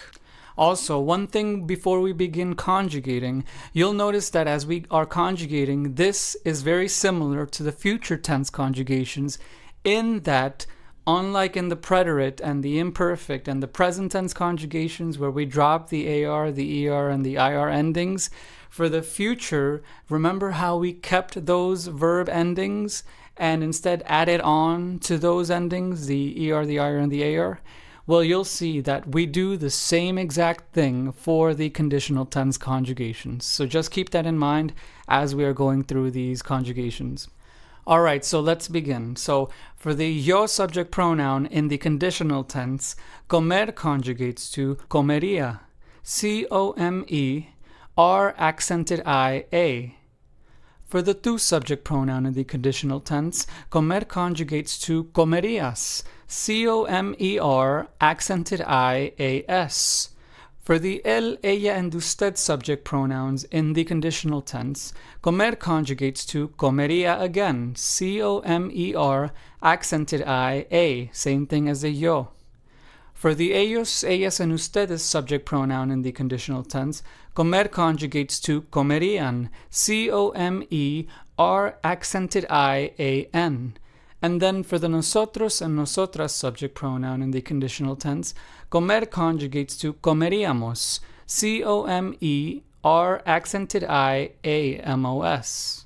So from this alone, what can you tell? Well, we've kept the ER verb ending and instead added on to the ending, right, instead of removing it, similar to the future tense conjugations in Spanish. Now let's conjugate the regular verb vivir. For the yo subject pronoun in the conditional tense, vivir conjugates to viviría. Vi, vir, accented I-A. For the tu subject pronoun in the conditional tense, vivir conjugates to vivirías. Vi, vir, accented I-A-S. For the el, ella, and usted subject pronouns in the conditional tense, vivir conjugates to viviría again. Vi, vir, accented I-A, same as the yo. For the ellos, ellas, and ustedes subject pronouns, vivir conjugates to vivirían. Vi, vir, accented I-A-N. And for the nosotros and nosotras subject pronouns in the conditional tense, vivir conjugates to viviríamos. Vi, vir, accented I-A-M-O-S. So let's take a moment here to pause yet again. Do you notice a pattern forming? Look at all of these endings. They are all accented I-A, right? So now you should know, right, that for the conditional tense, the verb ending changes are going to change to accented I-A on top of keeping the ER, IR, AR verb endings. Now let's conjugate the irregular verb hablar in the conditional tense. So for the yo subject pronoun in the conditional tense, hablar conjugates to hablaría. H-A-B-L-A-R accented I-A. For the tu subject pronoun in the conditional tense, hablar conjugates to hablarías. H-A-B-L-A-R accented I-A-S. For the el, ella, and usted subject pronouns in the conditional tense, hablar conjugates to hablaría yet again. H-A-B-L-A-R accented I-A, same as the yo. For the ellos, ellas, and ustedes subject pronouns in the conditional tense, hablar conjugates to hablarían. H-A-B-L-A-R accented I-A-N. And lastly, for the nosotros and nosotras subject pronouns in the conditional tense, hablar conjugates to hablaríamos. H-A-B-L-A-R accented I-A-M-O-S. So there we go. We've officially now filled out our conjugation chart for regular verbs in the conditional tense in Spanish. In the next video, we will learn how to conjugate irregular verbs in the conditional tense. See you there. Welcome. So now that we have learned about the conditional tense in Spanish, when to use it, how to use it, and how to conjugate regular verbs in the conditional tense in Spanish, it is time to learn how to conjugate irregular verbs in the conditional tense in Spanish. So in this video, we will learn how to do that. So to begin, let's lay out our 10 common irregular verbs in the conditional tense that we will also group into 2 clusters to help us memorize them. So again, as you'll notice, these irregular conditional tenses are very similar to the irregular future tenses. This is because, of course, as you know by now, the future tense and the conditional tense are similar in general in Spanish in how they're conjugated. So let's talk about our 10 irregular verbs in the conditional tense. Let's lay them all out. They are as follows: decir, hacer, haber, querer, saber, poder, poner, salir, tener, and venir. So again, these 10 irregular verbs we've seen before, and again, they make a welcome back for these conditional future tense conjugations. Now again, next to each verb, I've listed a definition so you're aware of what each one means, but of course we'll be focusing on the conjugations in this video. So now, how do we group these 10 irregular verbs in the conditional tense in Spanish? Well, it's relatively easy. There's only 2 clusters this time. So let's begin talking about the first cluster. In the first cluster, the rule is dropping the E or I and replacing it with a D. So basically, E or I to D. So let's take the irregular verb tener, which means to have, as in quantities or items, and conjugate that in the conditional tense. So let's begin conjugating this irregular verb tener. For the yo subject pronoun in the conditional tense, the irregular verb tener conjugates to tendría, T-E-N-D-R accented I-A. For the tu subject pronoun in the conditional tense, tener conjugates to tendrías, T-E-N-D-R accented I-A-S. For the él, ella, and usted subject pronouns in the conditional tense, tener conjugates to tendría again, T-E-N-D, R accented I-A. For the ellos, ellas, and ustedes subject pronouns in the conditional tense, tener conjugates to tendrían, T-E-N-D-R accented I-A-N. And lastly, for the nosotros and nosotras subject pronouns in the conditional tense, tener conjugates to tendríamos, T-E-N-D-R accented I-A-M-O-S. So what do we notice from this conjugation alone of this irregular verb tener in the conditional tense? Well, that it follows the dropping of the E or I letter and instead adding in D, right? So we can see this now because for when we conjugated this tener verb, we removed or dropped the E and instead added a D. So it went from tener to the tend verb stem. So now you may be wondering, well, what are some other irregular verbs in the conditional tense that follow this, right? So some other irregular verbs are the following. Along with tener, we have saber, haber, poder, poner, querer, salir, and venir. So therefore, we have 8 irregular verbs in the conditional tense that follow this dropping of the E or the I and instead adding a D rule, right? So 8 irregular verbs would belong in this cluster for the conditional tense in Spanish. So that leaves us with just 2 irregular verbs out of the 10 that we listed earlier in this video to conjugate that are irregular for the conditional tense. And these 2 verbs are decir and hacer, which belong in their own cluster that isn't really a cluster. You may remember that these 2 verbs also didn't belong anywhere or in any cluster for the future tense, right? When we conjugated them for the irregular future tense. So as you'll see here, for the irregular conditional, they also don't belong in the cluster of 8 verbs. So instead, they have their own cluster called, again, much like we did for the irregular future, we have the irregular stems cluster for these 2 irregular conditional verbs. And so for decir and hacer, what that basically means again is that these 2 verbs have such unique changes that they can't or don't fit in any other group, and so therefore they can't be clustered with the other 8. So then let's go ahead and conjugate decir and hacer in the conditional tense. Let's start with decir, which means to say. For the yo subject pronoun in the conditional tense, decir conjugates to diría, D-I-R accented I-A. For the tú subject pronoun in the conditional tense, decir conjugates to dirías, D-I-R accented I-A-S. For the él, ella, and usted subject pronouns in the conditional tense, decir conjugates to diría yet again, D-I-R accented I-A, just like the yo form. For the ellos, ellas, and ustedes subject pronouns in the conditional tense, decir conjugates to dirían, D-I-R accented I-A-N. For the nosotros and nosotras subject pronoun in the conditional tense, decir conjugates to diríamos, D-I-R accented I-A-M-O-S. So now let's conjugate hacer, which means to do or to make.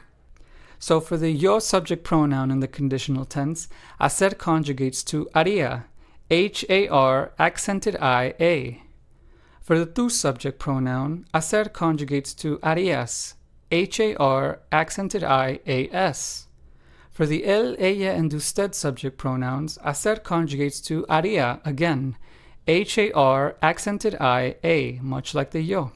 For the ellos, ellas, and ustedes subject pronouns in the conditional tense, hacer conjugates to harían, H-A-R accented I-A-N. And lastly, for the nosotros and nosotras subject pronouns in the conditional tense, hacer conjugates to haríamos, H-A-R accented I-A-M-O-S. So there we go. As you can see, these 2 verbs have their own unique changes in their conjugations for the conditional tense. So they are the most irregular of the 10. Now we've covered how to conjugate irregular verbs in the conditional tense in Spanish.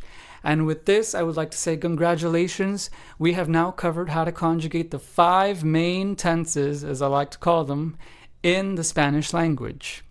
So now it is time to learn about subtenses, which are tenses that cannot exist in a sentence or cannot be used in a sentence without these main 5 tenses first. So that'll be in the next video. See you there.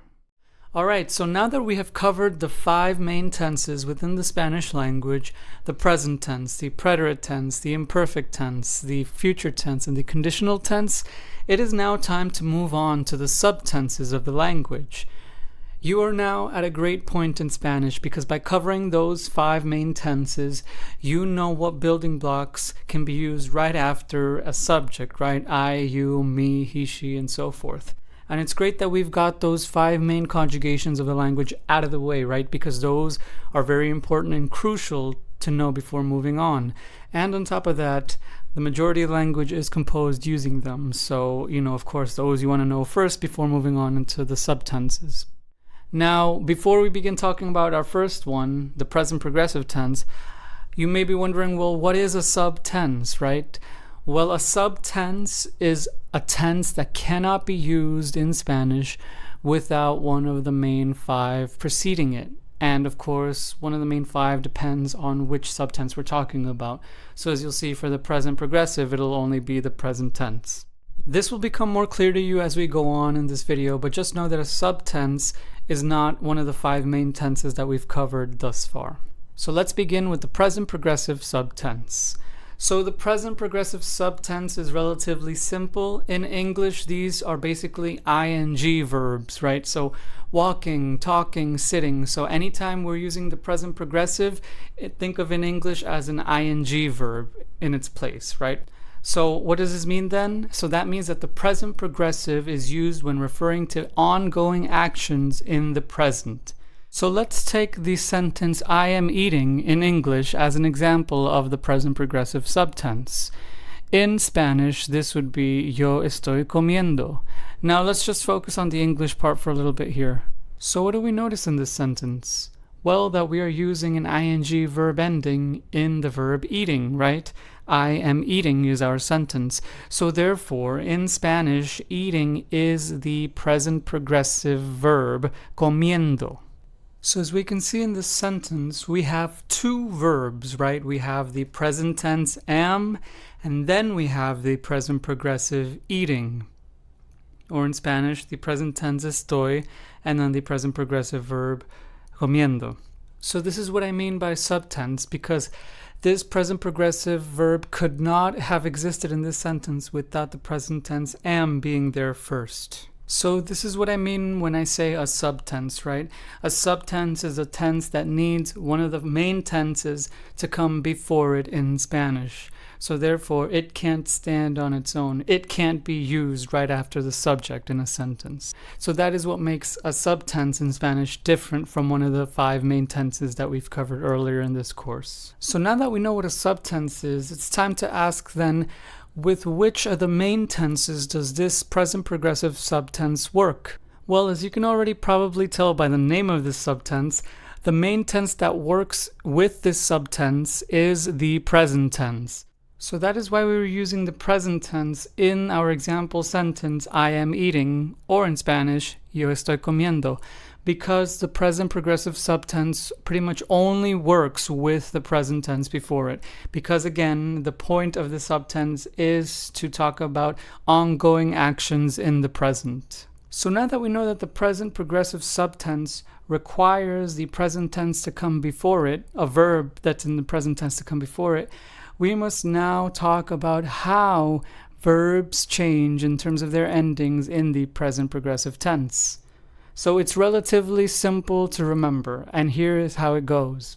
For regular ER or IR ending verbs, the ending changes to yendo, I-E-N-D-O. So like we saw in our example sentence, the ER verb comer conjugated to comiendo in the present progressive subtense.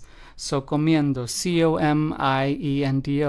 So therefore, again, all ER and IR verbs in the present progressive that are regular verbs change to I-E-N-D-O endings. Then, for regular AR ending verbs, the endings change to A-N-D-O, ando. So the regular AR verb caminar conjugates to caminando in the present progressive tense. C-A-M-I-N-A-N-D-O. Again, using that ando, A-N-D-O verb ending. So now the only thing we have left to talk about is the irregular present progressive verbs. So for irregular verbs in the present progressive subtense in Spanish, they have their own ending called the yendo ending, Y-E-N-D-O. Now, not all of the irregular verbs in the present progressive tense follow or change to this ending, but a lot of them do. And so in order to help you memorize which are the irregular verbs in the present progressive tense, I will of course be attaching a PDF file with a list of them to this video. Alright, so now it's time to talk about the past progressive subtense in Spanish, also sometimes known as the past continuous tense, but just to keep things simple, we're just going to call it the past progressive subtense. Now, this tense is not that much different from the present progressive, which is a great thing. So let me just quickly explain this so it makes sense to you and you'll see how these two are linked. So the past progressive shares the same verb endings as the present progressive, the ones we've just covered, right? The yendo and the ando and the yendo verb endings. But the difference is now that this subtense is not used with the present tense. It is used with the two main past tense tenses in Spanish, the preterite tense, el pretérito, and the imperfect tense, el imperfecto. Which is why this one is called the past progressive as opposed to present progressive, which uses or goes along with the present tense. So now let's begin writing out some past progressive sentences in English and in Spanish so we can see how this works. Again, the endings for the subtense verbs will be exactly the same in the past progressive as they were for the present progressive, but you'll notice there's one distinction, right? The main tense that we use before the subtense will be different.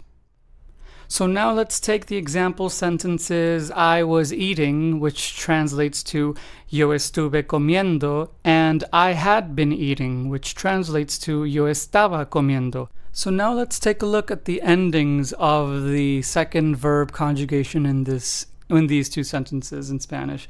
We have comiendo, so again we have the INDO ending for the present progressive, right? But now we know it is also shared by the past progressive. However, what changed here is that we're now using it with, instead of the present tense, we're using it with the imperfect and the preterite tense before it, right? As you can see here, we have estuve and estaba. So now we should know, right, that the past progressive subtense in Spanish is used when talking about an action or event that was ongoing in the past or repeating in the past, depending on which one you use before it, right, the preterite or the imperfect past tense. So there we go. We've now learned about the present and past progressive subtenses in Spanish. In the next video, we will learn about another subtense, the present perfect tense. See you there. In this video, we will be talking about the present perfect subtense in Spanish. So this subtense is pretty interesting because it is pretty much exclusively used with the irregular verb haber, which we've talked about before, right? And haber means to have done something, to have done an action. So just know that the present perfect tense is used with this verb. Now, since the verb haber means to have done something, it is a verb that is interesting because it requires a verb after it, right? Because if we take the example yo he, this just translates to I have, right? But I have what, right? We need something else to complete this thought in this sentence. And so that's kind of where, the present perfect comes in, because it helps us to fill out this idea of I have, as in I have done something. What is the verb or action that you have done? So that is pretty much when we use the present perfect subtense in Spanish. Now, another thing that makes haber so interesting is that notice how we conjugated it in the present tense, right? It's the yo present tense form. We need this to happen before we can use the present perfect tense. Because remember what we said about subtenses earlier, they need one of the 5 main tenses to happen or come before it. And so the present tense is one of those 5, and we must use this before we use a present perfect verb. So even though we've conjugated the verb haber into which is the present tense, we are still referring to the past because of the verb's definition itself. I have, which even in English you can hear how it refers to the past, even if it is conjugated in the present tense.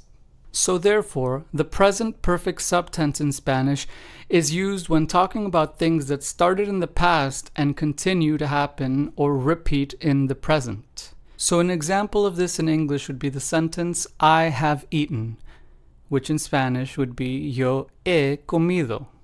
So in this sentence, we can see how this is a present perfect sentence because again, we have 2 verbs here, have and eaten, but have is conjugated in the present tense, whereas eaten is conjugated in the past. However, this entire sentence is a present perfect tense sentence because we are referring to something in the past while conjugating in the present. So in Spanish, I have eaten turns to yo he comido. There's our famous here. But notice how the ER verb comer is conjugated. It is conjugated with an IDO ending. So what does this tell us? Well, this tells us that the regular verb comer, to eat, is conjugated in this sentence in the present perfect tense because of its 3-letter ending ido, IDO. We can also use the present perfect subtense in Spanish in sentences that contain object pronouns, which is something we've covered before, right? So let's take a Spanish sentence that uses an object pronoun. Let's take the sentence, yo lo he comido, which translates to in English, I have eaten it. So of course the object pronoun lo here would be the it in English. And so as we can see here, this is a present perfect sentence because it refers to something that happened or started in the past and still continues or affects us in our present existence and being, right? So now that we've clarified what the present perfect subtense is and how to use it, we must talk about the verb conjugation endings. Their verb endings are pretty simple to remember, so I will go ahead and give you them for the regular verbs. So for regular ER and IR verbs, the endings of verbs in the present perfect tense turn to ido, IDO. So like we saw in the regular ER verb comer, it changed to comido, COMIDO, which of course in English translates to ate or eaten. For regular AR verbs, the ending changes to ado, ADO. So an example of this would be the verb caminar, which is a regular AR verb that means to walk. And in the present perfect tense, this would change to caminado, CAMINADO. And this, of course, translates to walked. Now, much like the other tenses, the present perfect tense also has its own list of irregular verb conjugations. And since there really isn't a pattern for those in this subtense, I will just attach a list to them to this video so you can review them and know which ones are irregular.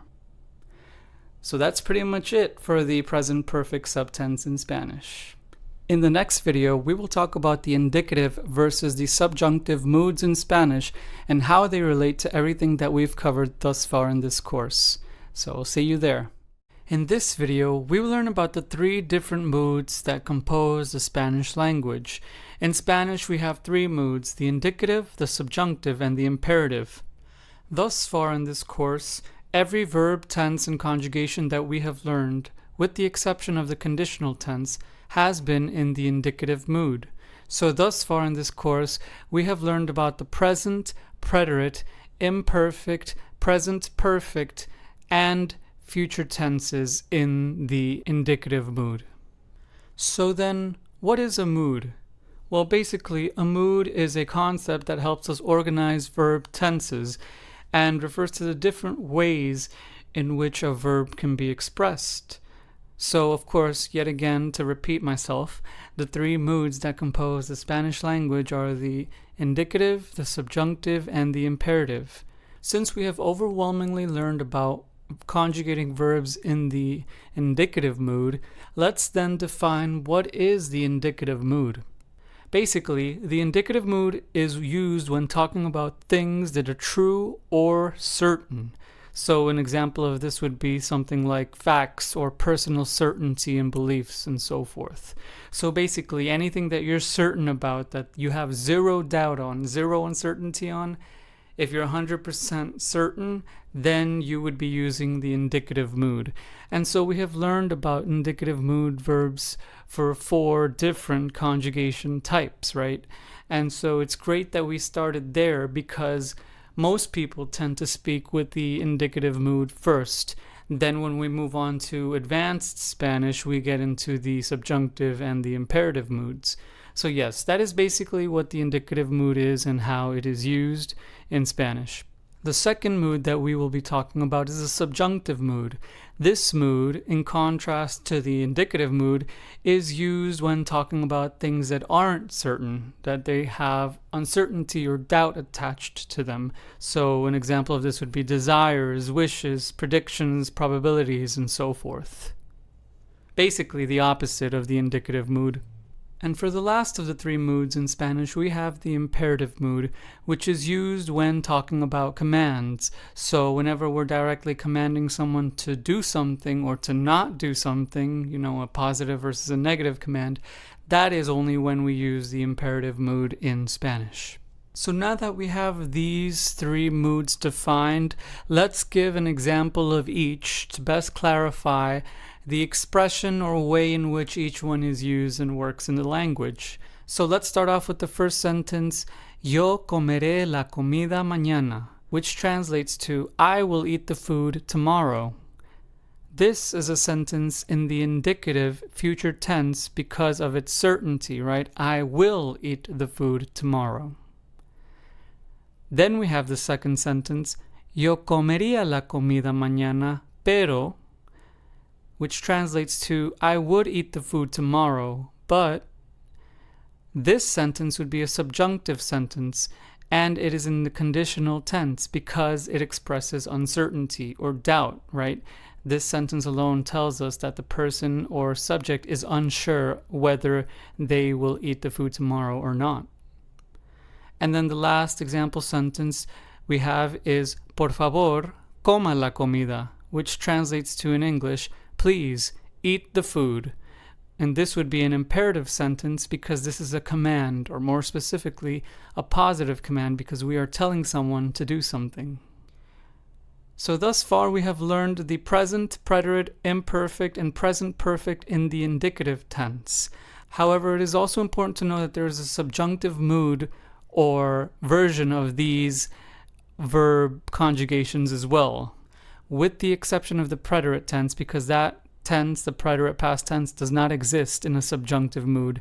That only exists in the indicative. Much like the conditional tense only exists in a subjunctive mood because, again, it within itself expresses uncertainty, much like the subjunctive mood does.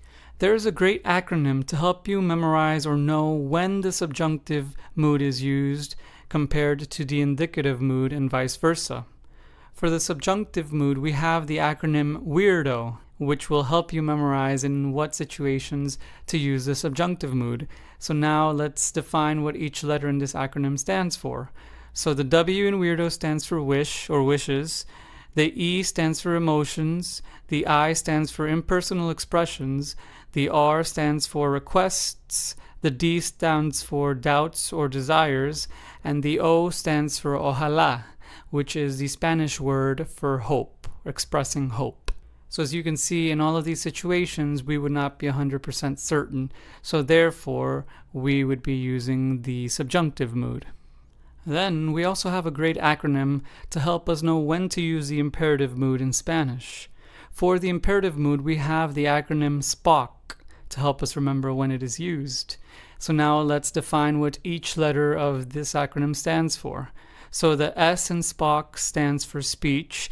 The P stands for perceptions, the O stands for opinions, beliefs, or thoughts, The C stands for certainty, and then the K stands for knowledge. So as you can see, in all of these situations, we would be certain, so therefore we would be using the indicative mood. And again, the imperative mood in Spanish doesn't need an acronym because it's fairly simple to memorize. We only use that when talking about commands.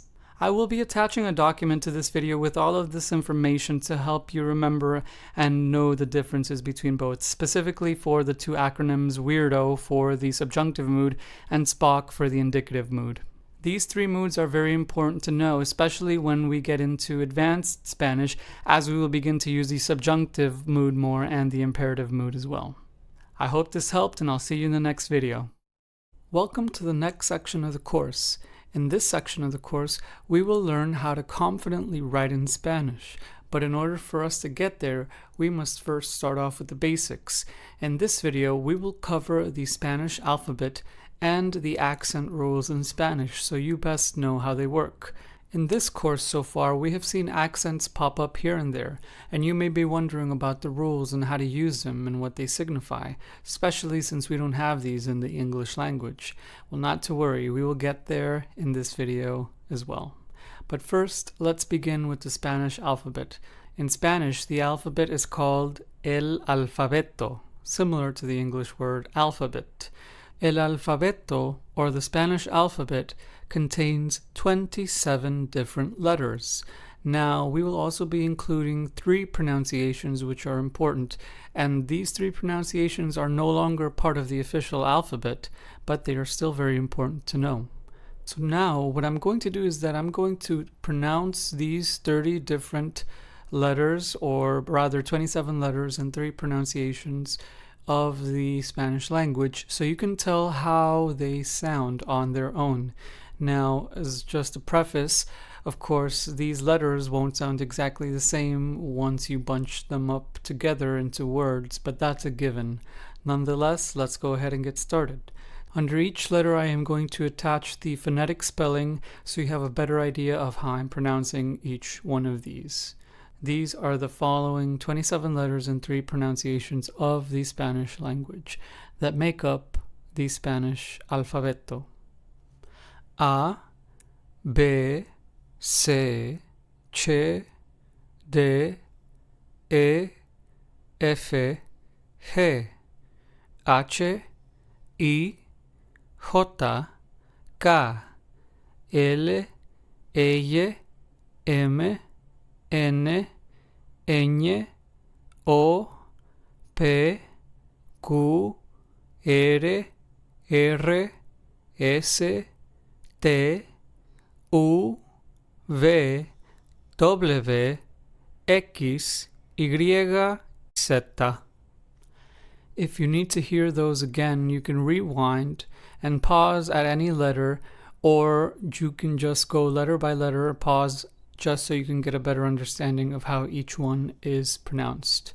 So there we go. Those are officially the 27 letters of the Spanish alphabet, and the 3 pronunciations. Now let's talk about the accent marks in the Spanish language. In Spanish, there are 3 main types of accent marks, as you'll see here displayed in these 3 letters. The first one that we will talk about is called the tilde, or in Spanish, el tilde. This squiggly line is exclusively used in the Spanish letter ñ. Without this squiggly line known as a tilde, this letter would be the letter N in Spanish, similar to the English letter N. However, in Spanish, ñ, the N with the squiggly line, is its own letter, as we now know. So therefore, this one is very important because its presence in a word can alter its meaning and change its pronunciation completely. This can be seen in the following example. The 2 words in Spanish, moño versus mono. Let's hear those 2 again. Moño versus mono. The first one translates to bun in English, while the second one translates to monkey in English. So as you can see, the presence of the squiggly line, the tilde, also known as the letter ñ, when it's paired with the letter N, completely changes its meaning and pronunciation. This is why this letter And also, this accent mark is very important to know. The next accent mark that we will be talking about is this two-dotted accent mark in Spanish, called in English a diaresis, or in Spanish, la diéresis. This accent mark is only used above the letter U, or U, in English. Its presence in the Spanish language isn't very common and is used in only a select amount of words, which will be attached to this video. But let's take a look at two just so you can hear how it sounds in Spanish. So some example words using a diéresis in Spanish would be the words pingüino and bilingüe. Again, pingüino and bilingüe.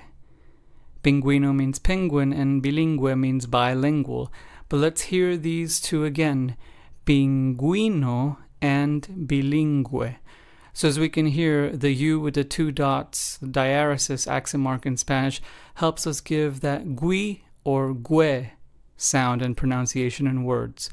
In pingüino, it would be the gui sound, and then in bilingüe, it would be the gue sound. The last of the three accents that we're going to mention and is important to know is, of course, the acute accent, and it is also the most commonly used accent in the Spanish language. This accent is very important and is written from the bottom left to the top right diagonally on top of vowels only. So again, this accent mark is only used on vowels, A, E, I, O, U, or in Spanish, A, E, I, O, U. This accent mark is used to indicate or emphasize stress on a certain syllable in a word in Spanish. So before we get to that, let me explain what word stress is with syllables and how it relates to this accent mark. So let's take the words in English knowledge, climate, and geography. Notice how in each of those words there was a stress or emphasis on a certain syllable. Let's hear them again. Knowledge, climate, and geography. In the first two words, the stress was on the first syllable, knowledge, na, and then in climate, cli. For the third word, the emphasis was on the second syllable, og, in geography. This is what word stress is. It's basically kind of where we put the emphasis on what syllable in a word. It kind of helps us give this language, a more nativeness to it, right? So by knowing your word stresses, you become more of a native speaker because you know where to emphasize the word. This is what word stress is, and of course we have this in Spanish as well. So this is what the acute accent mark in Spanish aims to do. It aims to tell us where to add the stress and on what syllable. Now, of course, this accent mark is only added on words that break the two rules of word stress in Spanish. So what are they? Let's go ahead and now talk about the two rules of word stress in Spanish. So the first rule, if a word ends in a vowel, A, E, I, or U, or an N, or an S, then you must stress the second to last syllable. Let's take some example words in Spanish of this rule. So let's take the words hablo, joven, computadora, and hombres. In the word hablo, we are stressing the second to last syllable. So in this word, since there's only two syllables, this would be the first syllable. Same thing goes with the second word joven. There are only two syllables, so the syllable that we stress is the first one. And then in computadora, we stress the second to last syllable because that is what this rule asks us to do. So we stress the syllable do. And then in the last word hombres is same thing as the first two. Since there's only two syllables in this, we stress the first syllable. That is the first rule of word stress in Spanish. Now let's talk about the second rule. The second rule says, if the word ends in a consonant, meaning a letter that isn't a vowel, other than N or S, then you must stress the last syllable. So let's take some Spanish words to demonstrate this second rule of word stress. Let's take the words español, estoy, feliz, and trabajador. In these words, we stress español Estoy feliz and trabajador. So as you can hear in all four of these words, we stressed the very last syllable because, of course, this is what this rule asks us to do. And of course, these words fall under this rule because they follow what the title of this rule is. However, if a word does not follow one of these two rules that have been mentioned, then you must add the acute accent to know on what stress it falls instead. So let's take the example word exámenes. In this word, we have the accent on the second syllable, despite this word exámenes having 4 syllables. Why is that? Why don't we stress the second to last syllable if this is what it should be doing, right? Because this word ends in the letter S, right? So it should be following rule 1, but it does not. So this is a rule breaker word. We must then add the acute accent on the correct syllable to let us know where it belongs, since it doesn't follow any of the 2 rules mentioned earlier. So since the stress in the word exámenes follows or falls under the second syllable, we must add an accent over the letter A after the letter X in the word exámenes, because that lets us know that that is where the stress or the emphasis must be added. So in order for us to know on what syllable this rule breaker word has the stress in, we must add the accent to let us know, or else we'll probably blindly think that it falls under the second to last syllable, right? Because it ends in the letter S, but that is not the case. So therefore, in order for us to know that it doesn't follow any of those 2 rules, we must add the accent. Alright, great. So with that out of the way, we also must know that these acute accents are also used to help us separate words that have the same spelling but different meanings. These type of words are also known as homonyms in English.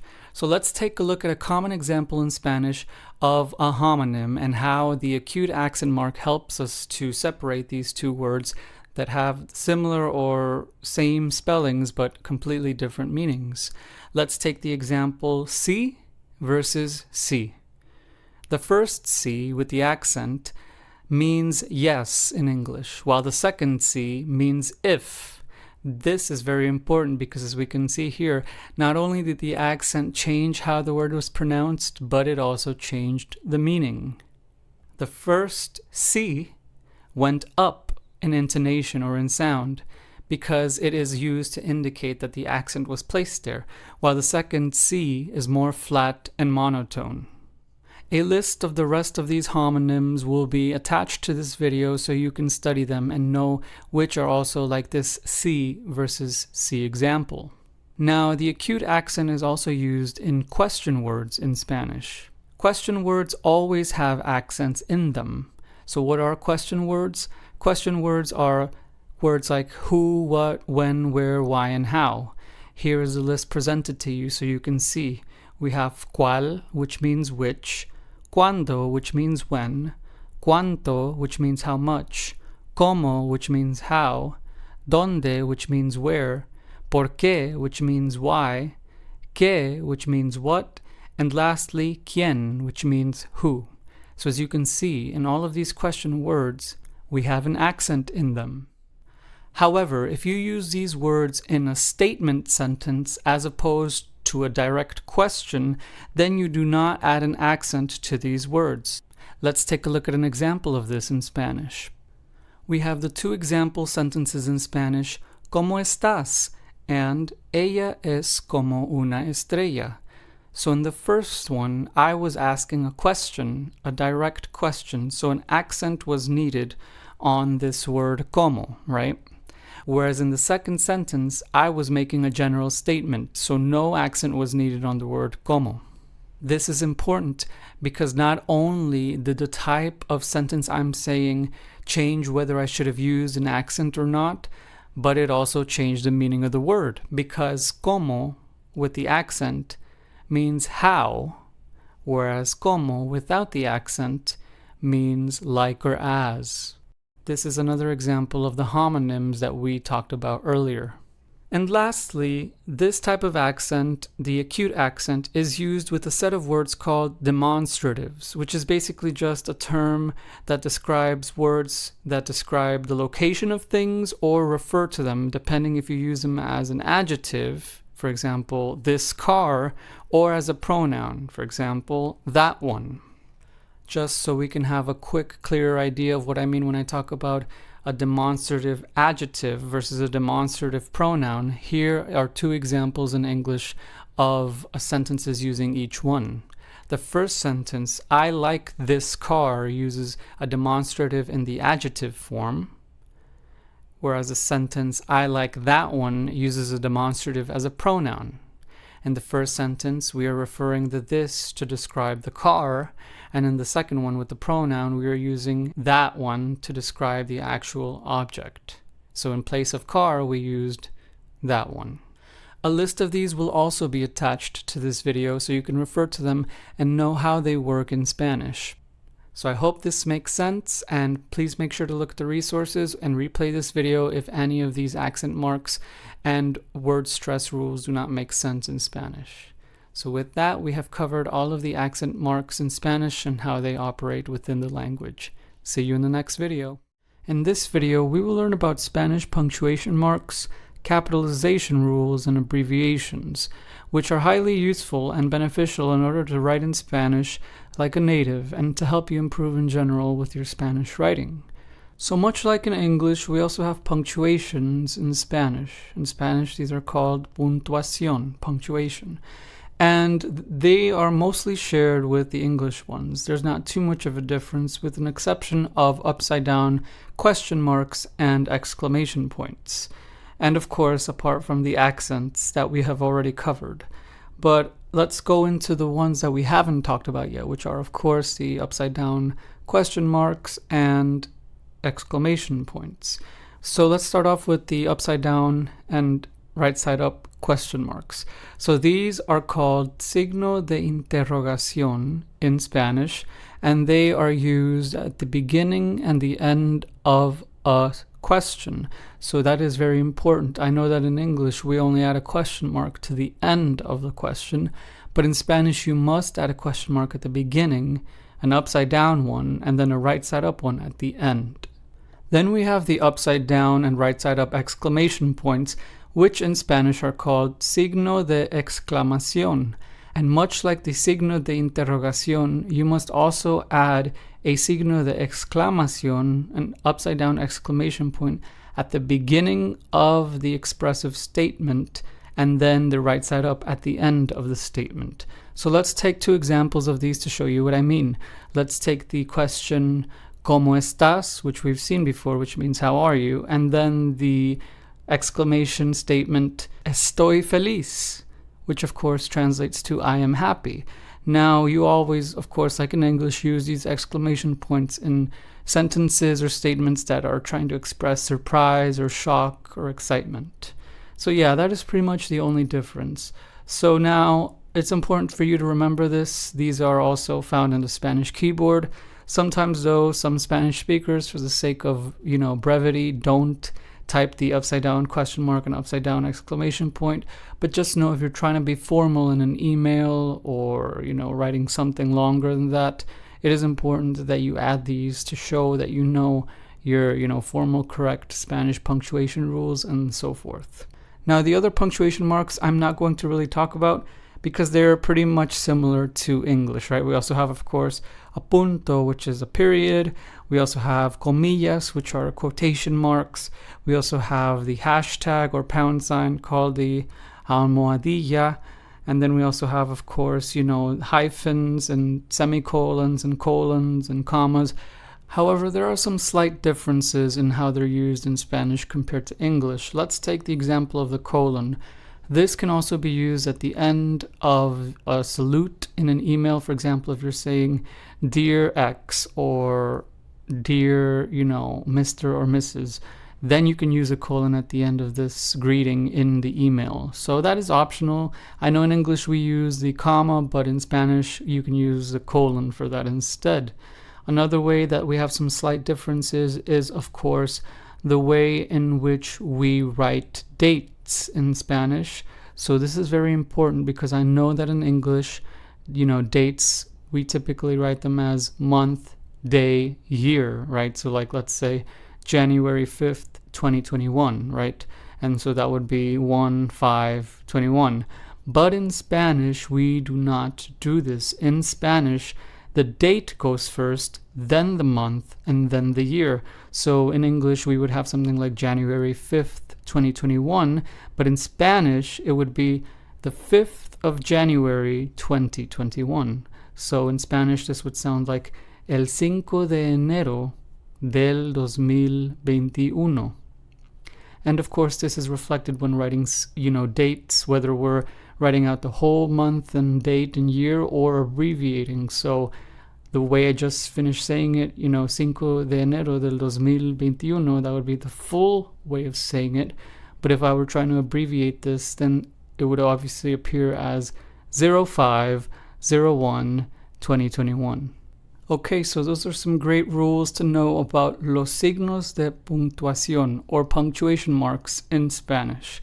Now let's move on to capitalization rules, because this is very important and often forgotten, by students learning Spanish. But remember, there are some differences in how we capitalize things in English compared to Spanish. So let's talk about that. So unlike in English, personal titles like Mrs. or Doctor are not capitalized unless they are abbreviated, which is what we're going to cover next. Days of the week, months, religions, languages, and nationalities are also not capitalized in Spanish. But names of countries, states, and cities are capitalized. And when we're talking about books, movies, arts, and TV show titles, only the first letter of the first word is capitalized. And lastly, holidays, newspaper and magazine and publication titles and album titles are also capitalized for the first letter, but of each word, much like in English. So just remember that in Spanish, things like, languages, nationalities, months, days of the week, and religions are not capitalized. So I know this can seem a little bit weird at first, but these are the capitalization rules of Spanish. Alright, so for the last part of this video, let's talk about abbreviations in Spanish, la abreviatura. So, abbreviations in Spanish just work much like they do in English. We have abbreviations for, names or titles of people. So, Mrs. or Mr. or Doctor and so forth.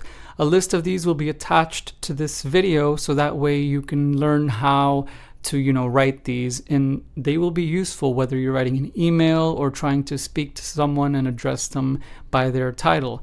Alright, so that's it for this video. I hope this helped. See you in the next one. In this video, we will learn about key phrases and trigger words for the preterite and imperfect past tense tenses in Spanish. So, as you might know already, the best way to figure out whether a word is conjugated is by looking at the endings, right, of how the verb is changed, or known as its verb conjugation. The way it's conjugated through the ending and memorizing the ending patterns will help you remember whether it is in the imperfect or the preterite past tense. But how about these in sentences, right? Because let's say you're still a little shaky in terms of remembering the endings and their patterns. Well, not to worry, because there's another way to help you remember and reinforce whether the sentence that you're reading or hearing is in the preterite or imperfect tense in Spanish. Now, we can also use, of course, the acronyms that we learned, right? Spicy and Waters in the previous section of the course to help us remember in which situations we use the preterite versus the imperfect tense. But on top of this, we have these key phrases and trigger words to let us know whether the sentence is a preterite past tense sentence or an imperfect past tense sentence in Spanish. Now, in this video, we will also be learning about transition words. But before we get to those, let's first learn about some of the key phrases and trigger words that indicate whether the sentence is in the preterite past tense or imperfect past tense. Let's begin by separating these two, and we're only going to put like about a few here. To this video, the full list will be attached, not to worry, but for the sake of this video, we're going to cover just a few.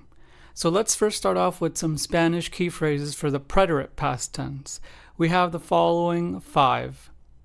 Ayer, which means yesterday. Anteayer, which means the day before yesterday.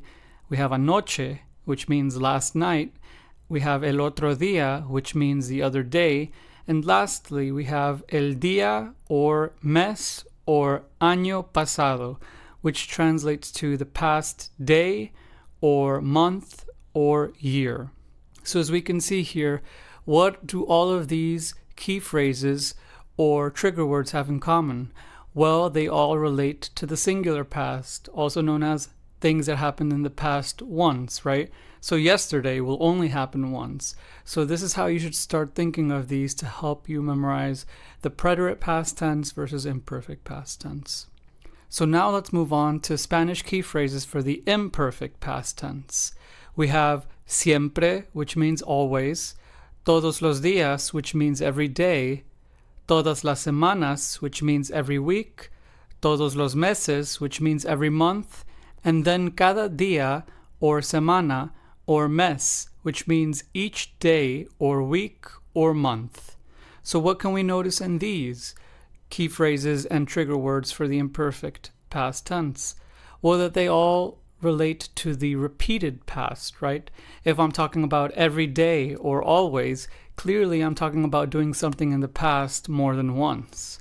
So again, these two tie into the very basic concepts of the preterite versus imperfect past tense. So these 5 and actually 10 up here should be great starters for you to help you memorize some trigger words and some key phrases for each of these past tenses in Spanish. Again, the full list will be attached to this video. Now let's talk about transition words in Spanish. Well, what is a transition word in case you might not know? Because we also have these in English. Well, basically, a transition word is a word that shows the relationship between two different thoughts or ideas in a sentence. This might sound similar to the definition of conjunctions, something that we've covered in the first section of this course. But the difference from transition words to conjunctions is that transition words demonstrate the relationship between two sentences. For example, how they are related to each other, right? Whereas conjunctions are mainly used to compare and contrast two ideas in a sentence. Examples of transition words in English include the words and, but, so, and because.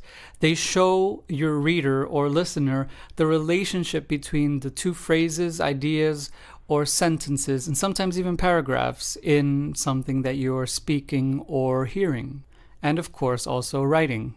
When you use them, you make it easier for the listener or for the reader to understand how those two thoughts or ideas that you are talking about are connected to each other. This brings me to a question that I often get asked by students. Can you switch tenses within the same sentence in Spanish? Yes, absolutely. However, it is important to note that the verbs that are conjugated cannot be right next to each other. This is just a rule that we talked about in the first section of the course, right? If you're going to have two conjugated verbs, if they're going to be next to each other, they have to be in different conjugations. But if you're going to switch tenses within the same sentence, then of course they cannot be next to each other at all. They must be separated by other words in between that hint a transition towards another tense within the sentence. Let's take the example sentence in Spanish, Yo iba caminando y entonces empezó a llover, as an example. This sentence translates to, I had been walking and then it began to rain. So what can we note here?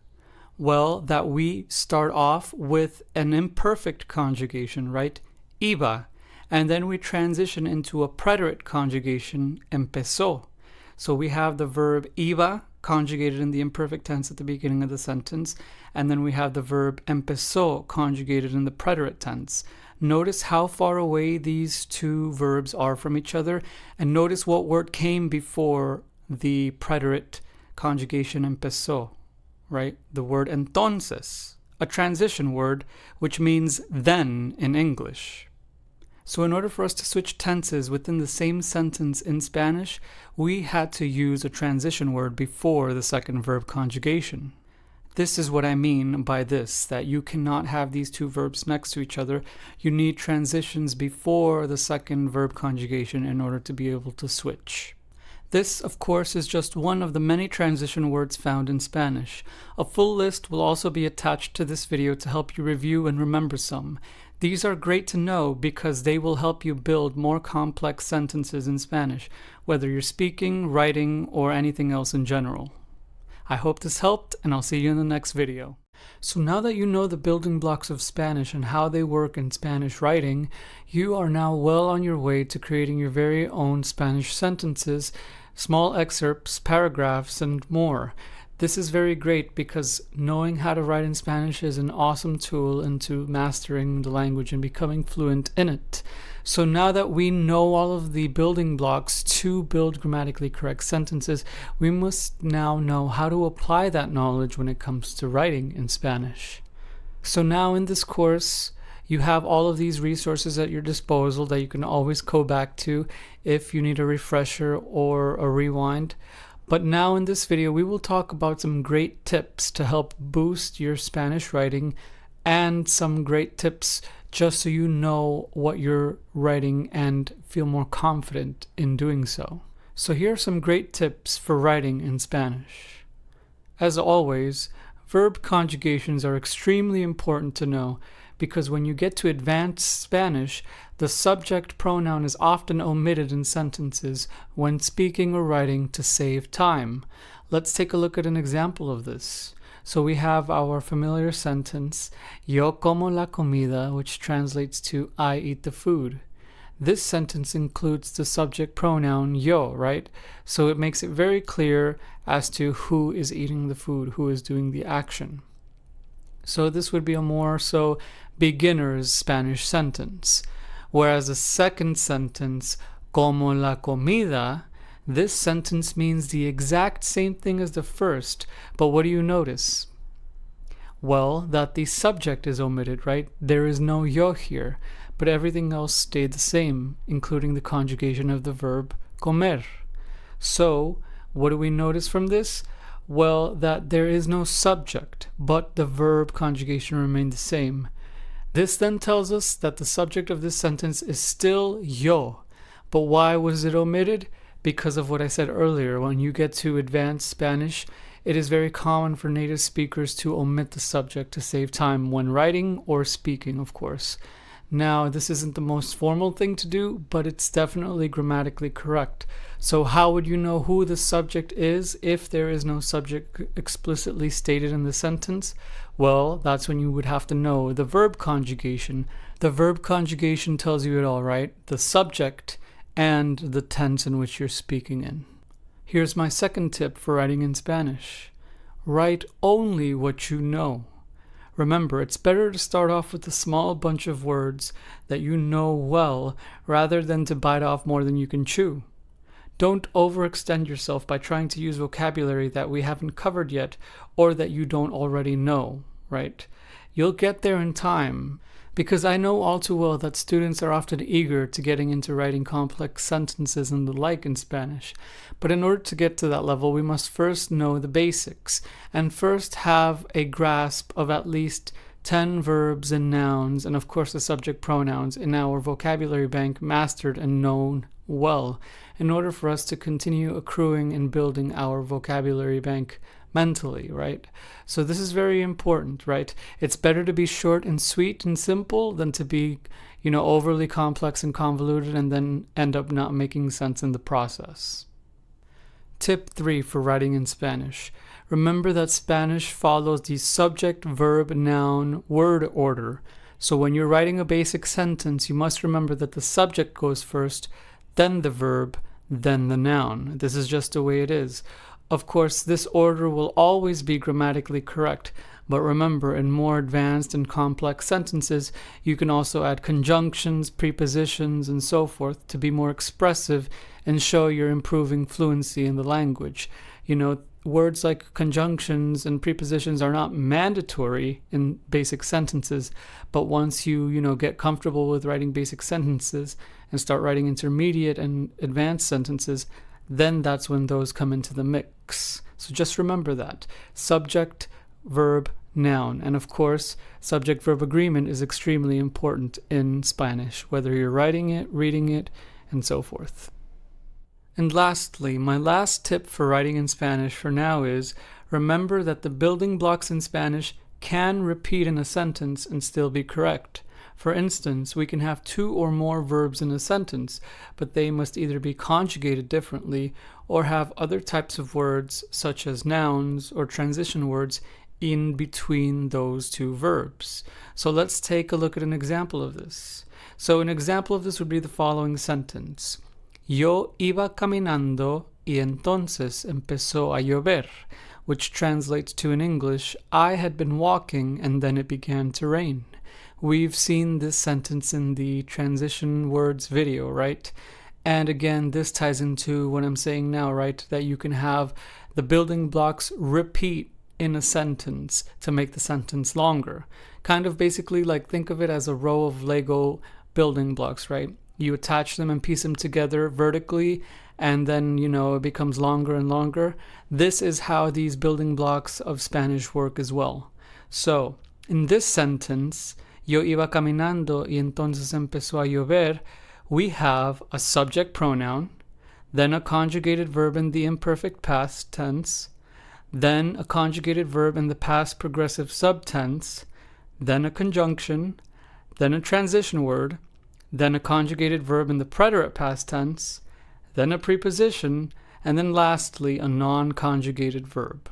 So as we can see here, we have 3 verbs in this sentence alone, all conjugated differently, and the verbs were separated by other words, such as transition words and so forth. So just keep in mind, you're not limited to just, writing 3 words, right? Subject, verb, noun. Of course, you can add other things as well, but make sure you know the order, right? You know where these words belong. All right, great. So with these tips in mind, you're well on your way to writing your sentences in Spanish, and I hope that these tips help clarify some things that you may have had some questions on, right? Remember to keep these tips in mind when you're writing your own Spanish sentences and so forth. Now, of course, these tips are not only limited to writing, but of course, that's the focus of this section of this course. In the next lecture, you will have writing practice exercises waiting for you to start beginning to write your own Spanish sentences, excerpts, and paragraphs, and so forth. So I recommend that you do these exercises for practice because it will definitely help you in feeling more comfortable and confident in writing your very own Spanish words and sentences. So I hope that writing practice helps. It's definitely a great interactive activity for you to do in your own time at your own pace. And of course, if you have any doubts, you can look back to the previous videos and resources that are available to you in this course. So bye for now, and I'll see you in the next section of the course. Welcome to the next section of the course, in which we will learn how to confidently speak in Spanish.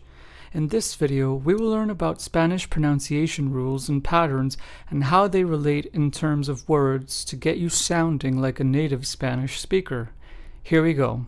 First, we'll start off this video by focusing on the consonants and then later on the vowels.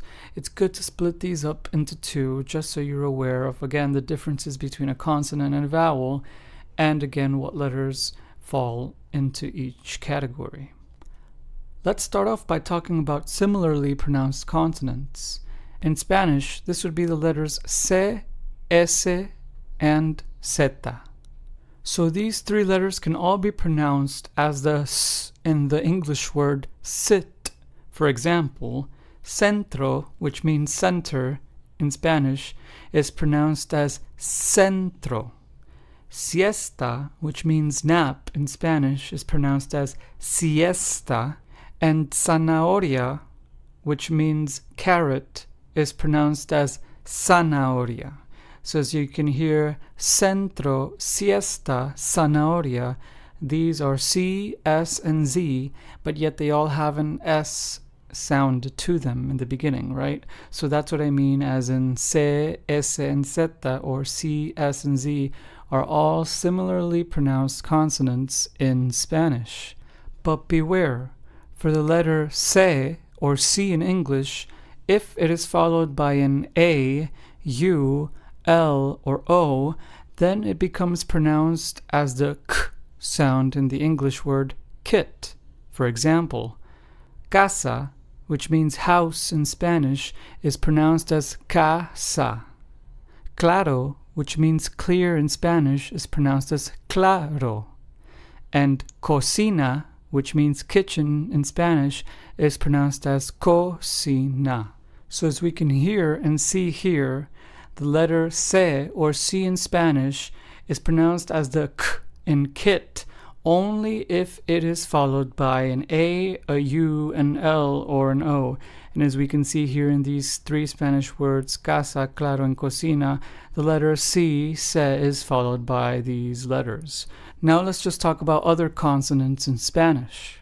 So, the letter D or de in Spanish is not pronounced like D in English, but instead as the de in the English word dent. For example, let's take a look at this Spanish word. Después, which means after in Spanish, is pronounced as después and not después. So remember, the letter de in Spanish is pronounced as de and not d. Then we have the letter G in Spanish, which in English is the letter G.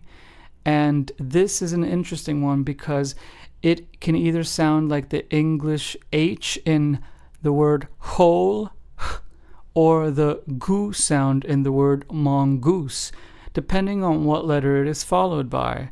For instance, if the letter G is followed by the letter E, then it is pronounced as the H. So gente, Gente, which means people in Spanish, is pronounced as gente, like if it started with an H in English. Whereas gusta, which starts off with a G but then is followed by a U-S-T-A, which means like in Spanish, is pronounced as gusta as opposed to justa. So just remember this difference. And then the letter J, J in English, is also pronounced with an H-type sound like in the word whole, and it is not pronounced like the J in English is. So let's take a look at an example of this in Spanish. We have the word Jorge, which means George in Spanish, is pronounced as Jorge, as if it started with an H in English, right?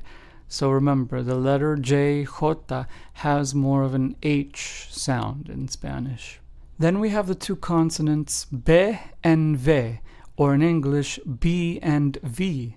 There's often confusion between these two since they sound similar in Spanish, but the difference is that the letter B, as in B, is clearly said without any fuzz or vibration, whereas the letter V in English, is pronounced with a buzz or type of vibration sound effect. It's almost like you were going to say the letter F in English, right?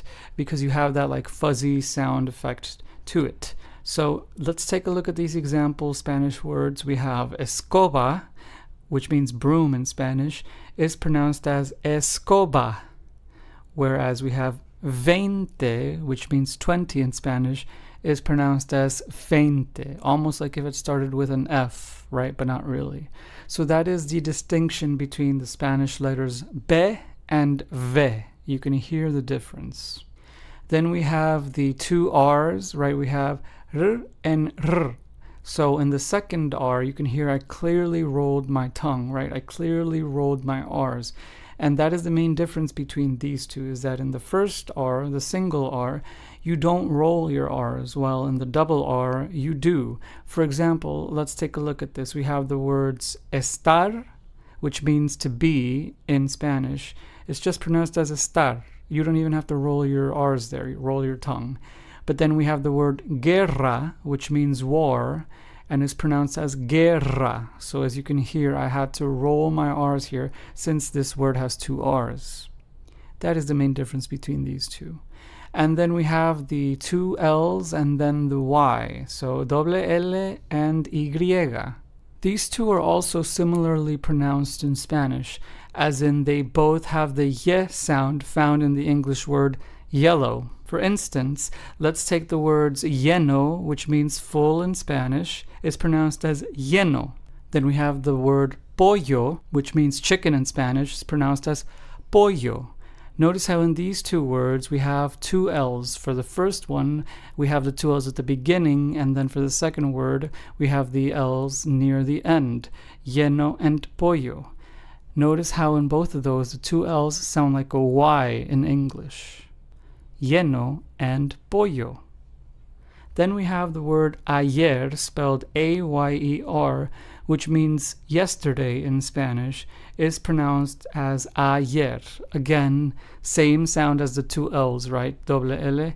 The Y, the Y, also has that Y sound. So just know that the two L's and the Y both have the same sound in Spanish.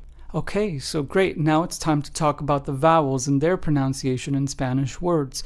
We have 5 vowels in Spanish, a, e, I, o, u, and they also vary in their pronunciation compared to English, of course. So let's start off with the first one, the letter A, which would be the letter A in English, and it is pronounced with the A in the English word aha. So let's take an example Spanish word that uses this. Let's take the word antes, spelled A-N-T-E-S, which means before. It is pronounced as antes and not and-tis or and-tis, right? It's pronounced antes. So as you can hear, the letter A has that kind of full-voiced mouth sound. Then we have the next two vowels, the letters E and I.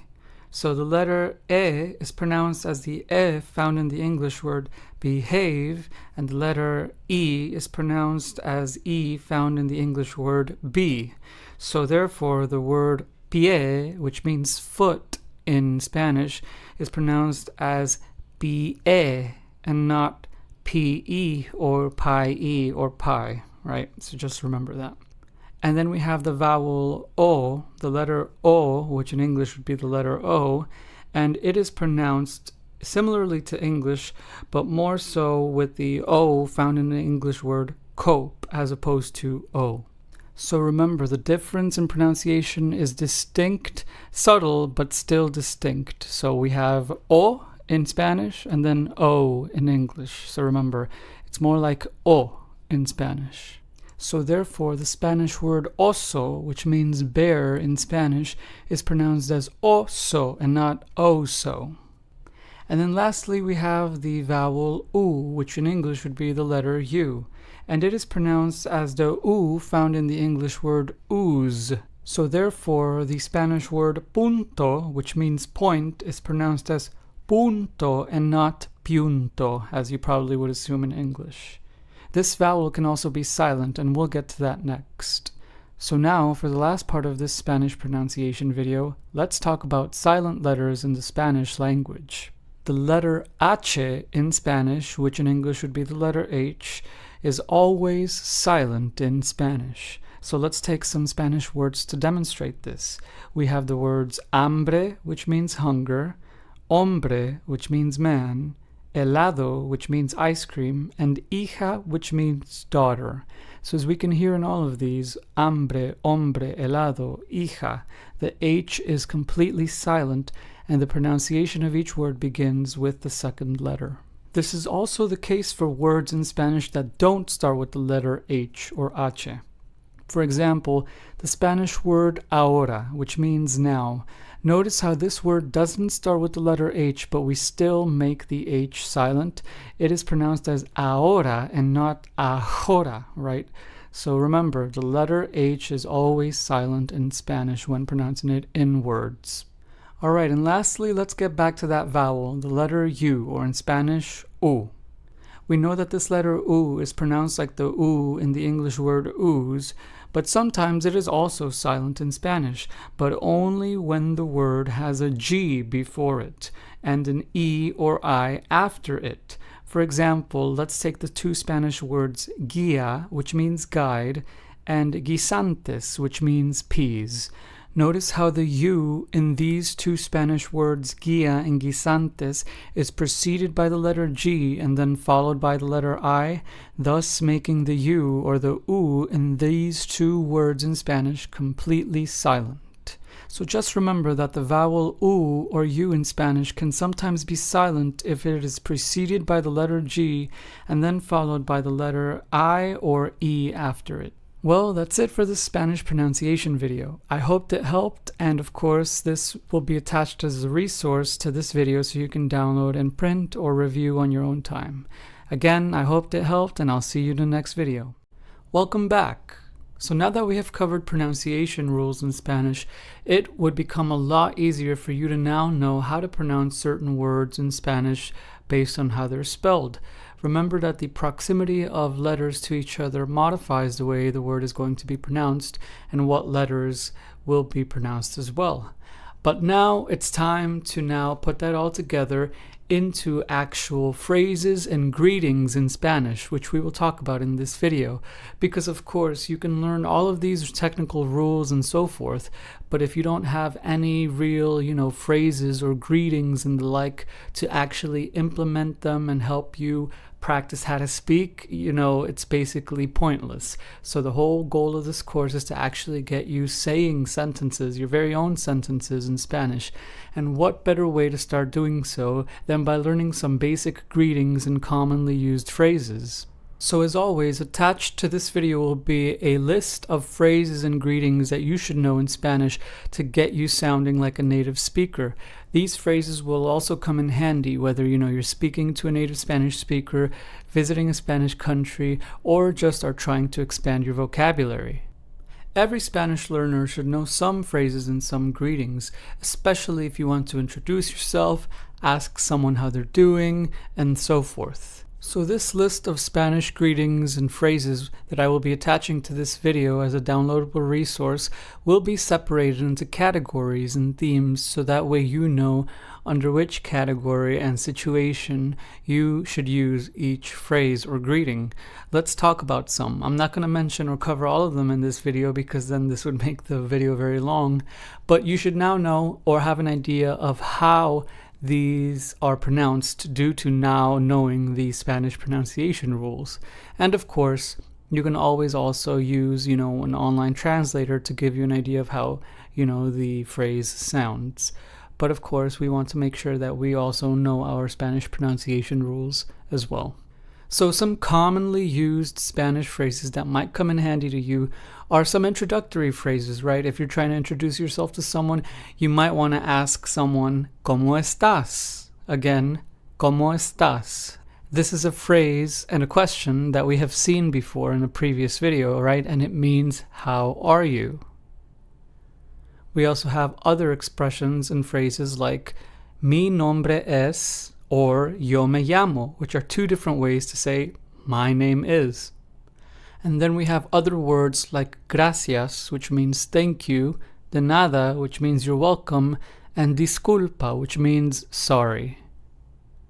Now, don't forget, sometimes it is important to be able to know when to use certain greetings as they are, remember, either formal or informal. We talked about this right in the first section of the course, that in Spanish we have two yous. We have the tú, which is the informal you, and then we have the usted, which is the formal you. Again, as a quick recap, the tú you is only used informally, so that means with people you're close with, people that you are familiar with, are comfortable with, and so forth. Whereas the usted you is formal and used with people that you're not close with, strangers and higher ups and so forth, to show that you are trying to be respectful. So this also applies in terms of when to use certain expressions and phrases in Spanish.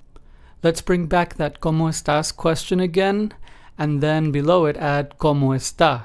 So as we can see here, we have two variations of the question ¿Cómo estás? We have ¿Cómo estás? At the top, and then ¿Cómo está? At the bottom. These, of course, both mean how are you in Spanish. But now the difference is what? Well, the conjugation of the verb, right? Notice how we dropped the S in estás for the second one. Why? Because the second one, ¿Cómo está?, is conjugated in the usted subject pronoun, in the formal you.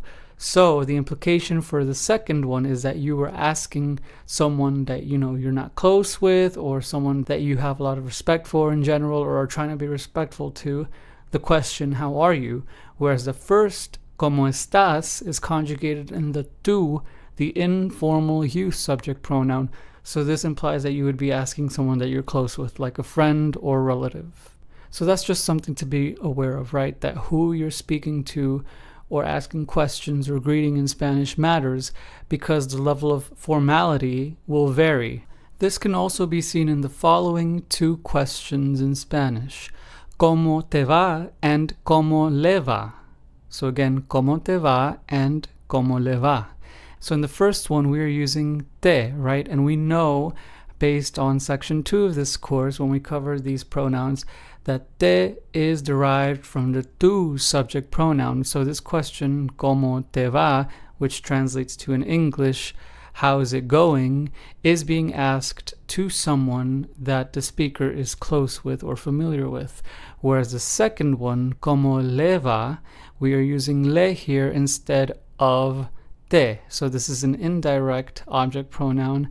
And again, based on what we covered in section 2, we know that le derives from the usted subject pronoun, which is the formal you. So in this question, ¿Cómo le va?, which also translates to how's it going, the implication is that it is being asked to someone that you're not close with or someone you're trying to show respect for, like, an elderly person, or again, someone that is higher up, or someone that you're just a general stranger to, and so forth. And one last thing that I wanted to mention is, again, don't forget the difference between ser and estar, which both mean to be, because these also affect how the meaning of the phrase or question you're asking changes. So let's say someone asks you, ¿Cómo estás?, right? They would be asking you, how are you? But then let's say someone asks you, ¿Cómo eres?. This is slightly different. This eres derives from the verb ser as opposed to estás, which derives from the verb estar. We know that ¿Cómo estás?, translates to how are you, but what about ¿Cómo eres?. Well, ¿Cómo eres?, translates to how or what are you like? What are you like as a person? What are your personality traits or your characteristics or your, typical behaviors and the like? So you see why it is important to, again, remember the difference between ser and estar. 3 greetings that will also come in handy to know are, of course, these following 3. Buenos dias, which translates to good morning or good day. It can be used as both. Buenas tardes, which translates to good afternoon. And then buenas noches, which translates to good night. Now in Spanish, buenas noches can be used also as a greeting. So not only is it used for telling someone or implying that someone's going to go to bed, right? But it can also be used as a greeting as well. I hope you find this resource full of greetings and phrases in Spanish useful to you, and I'll see you in the next video. In this video, we will learn about possessives in Spanish. Now you may be wondering, what are possessives? Well, we have these in English too when we say things like mine and yours and so forth. Possessives are meant to show or indicate that you own something or that someone else owns something. An object, a belonging, and so forth. So anytime we're trying to indicate ownership, we use possessives. We have these in English too, and of course, we have these in Spanish as well. So to get you to be able to state or make sentences using possessive words to indicate to your listener or reader that you own a certain thing or that they own a certain thing, we must use either a possessive adjective or a possessive pronoun. And we'll talk about the difference of both in a second. So attached to this video will be a chart with both of these so you can see what they look like separated and with what subject pronouns they are associated to. Because much like in English, when I say mine and yours, you can already assume who I'm talking about, right, as a subject. Like when I say mine, I'm clearly talking about myself, I. But if I say yours, I'm talking about you. We have these as well in Spanish. This is how possessives work in Spanish as well. They are tied to different subjects, and each one looks different because they are attached to different subjects. Okay, so let's first start off with possessive adjectives. So let's lay out our Spanish possessive adjectives chart. So let's first start off by laying out our 5 subject pronouns, of course, yo, tú, él, ella, usted, ellos, ellas, ustedes, and nosotros y nosotras. So when we talk about possessive adjectives in Spanish and possessive pronouns, as we'll see later, they are split up into two categories, singular versus plural. So of course this is important to memorize because of course there are singular and plural nouns that we can refer to in Spanish when we're talking about possessing things, right? So that's why these two exist. But we must split them up in order to remember that there are two different versions, and they're pretty simple to remember because much like in English, you just add an S to the end to make it more than one, or plural. Alright, so let's get to it. So for the Spanish possessive adjectives, for the yo subject pronoun, we have the singular mi and then the plural mis. Then for the tu subject pronoun, we have the singular tu and then the plural tus. Then for the él, ella, and usted subject pronouns, we have the singular su and then the plural sus. And then for the ellos, ellas, and ustedes subject pronouns, we also have the singular su and then the plural sus yet again. And then lastly, for the nosotros and nosotras subject pronoun, we have the singular nuestro and nuestra, and then the plural nuestros and nuestras. So for this subject pronoun, we can see that there are two in each, right? Two in the singular and two in the plural. We have an O and an A ending for the singular, and then an OS and an AS for the plural. This basically means that there is the masculine and feminine version of each for the singular and the plural possessive adjective for the nosotros subject pronoun. So now what do these mean? Well, basically these all imply possession, but let's talk about the definition of possessive adjectives. So possessive adjectives, these that we've just named here in this chart, can be translated as my, your, his, her, our, their, and so forth. Possessive adjectives always go before the noun and do not replace the noun, which is the object or thing being owned. For example, let's take a look at this. In the Spanish sentence, mis zapatos son rojos. This translates to my shoes are red. So as we can see here, at the beginning of the sentence, we use the Spanish possessive adjective mis, which translates to my. So as we can see here, the possessive adjective that is used in this sentence must address the subject you're referring to, meaning the subject that is doing the owning or the possessing. The possessive adjective must also agree in number or amount with the noun it is referring to. So therefore, since the noun in this sentence, zapatos, or shoes in English, is a plural masculine noun in Spanish, the possessive adjective must reflect this, which is why we used the plural mis possessive adjective as opposed to the singular mi, because there's more than one shoe being owned. On the other hand, possessive pronouns are different from possessive adjectives in that possessive pronouns always come after the noun in a sentence. For example, let's take the Spanish sentence, la chaqueta es tuya, which translates to the jacket is yours. As we can see in this sentence, the possessive pronoun must agree with the gender and number or amount of the noun, which is the object or thing being owned, and the subject that we're referring to that is doing the owning or the possessing. In this example, we used the singular tuya possessive pronoun, which derives from the tu subject pronoun. So therefore, this is an informal sentence because we know now that this possessive pronoun derives from the tu subject pronoun, which is the informal you in Spanish. In Spanish, possessive pronouns are usually found at the end or used near the end of a sentence, but they can also be used anywhere else as long as they follow and come after the subject and the verb. Alright, so now to close this video off, let's just bring up our possessive pronouns chart in Spanish so we can see them all laid out and see what subject pronouns each one is associated to.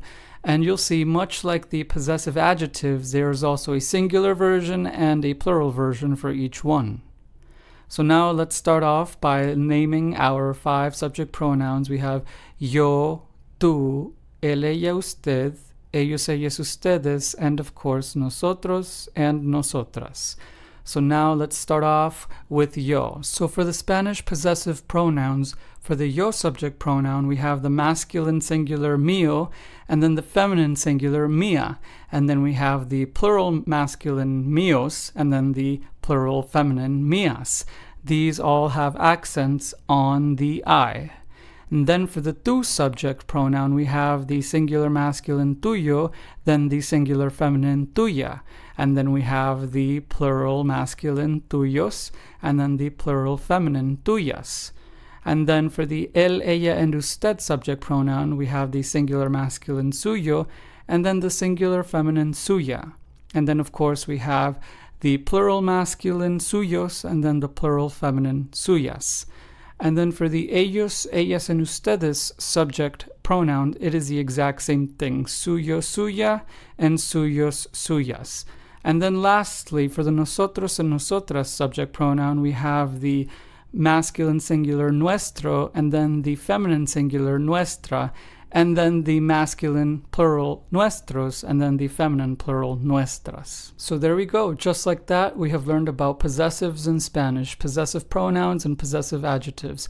These charts will be attached as resources to this video to help you study and so forth. I hoped it helped. See you in the next video. Welcome to the Spanish speaking practice video. The point of this video is to help develop your Spanish speaking skills through simulated conversations and also speaking role plays. What I'll be doing in this video is that I'll be presenting you with a variety of situations in which you'd likely need to speak Spanish, and these situations vary in theme. They can be either visiting a restaurant or catching up with a friend and so forth. And the whole point of this is to help you know and kind of guide you as to which subset of vocabulary in Spanish that you have learned thus far to use in order to reply back in a relevant and grammatically correct manner as well. Now, when you're doing these speaking conversation practices, what I'll be doing is that I'll be allotting you about 20 to 30 seconds per or between each of my lines to give you some time to, get your answer in. If you feel like this is not enough time, then of course you're welcome to pause this video, say your response, and then continue on and so forth. Now, one thing that I do recommend is that you have a, voice recorder, or you get your phone recording app near you, because it will be very helpful to you if, as we're doing this, that you record yourself, right? So that way you can hear the exchange played back, and so you can remember what you said, and if it aligns to any of the responses that are deemed correct. Because at the end of every role play, what will happen is that I will be, giving 2 to 3 different responses that would be deemed appropriate or correct for that question that I asked in the role play. So yes, at the end of every prompt, every conversational role play that we have, you will see a part of this video that I will be speaking and reviewing through each line and then telling you what would have been some great, grammatically correct or relevant responses that were appropriate to respond back to me to whatever I said. Because as this is simulated, so I can't know what you said, right? But I can kind of estimate and guide you to where you need to go and what to say. And so in order for that to happen, of course, there's more than one way to respond to something. So that is why I will be saying 2 to 3 responses that would be deemed correct. And of course, if your responses as you're going along these prompts, you start to notice that they do fall in line somewhat to what I'm saying, that means that you're on the right track. And continue, going back to this video even if you complete it for your own practice. Alright, so let's begin. Role play 1. Catching up with a friend. Hola, ¿cómo estás?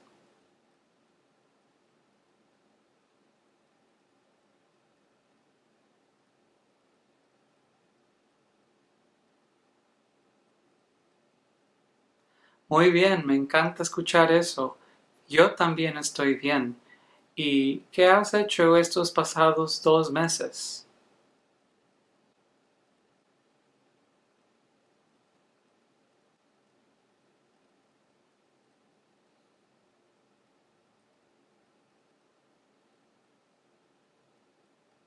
Oh, wow, muy interesante. ¿Y cómo está tu escuela o tu trabajo?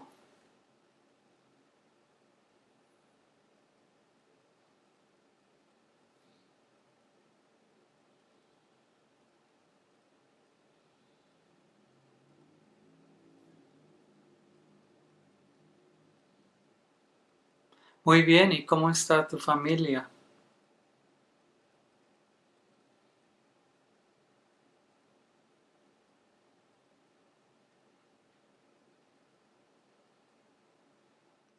¿Y tienes planes para este verano?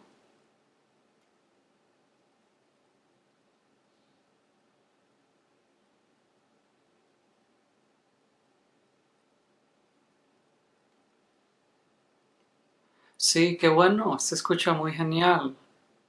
Yo también planeo en viajar, pero yo no sé a dónde. ¿Tienes recomendaciones?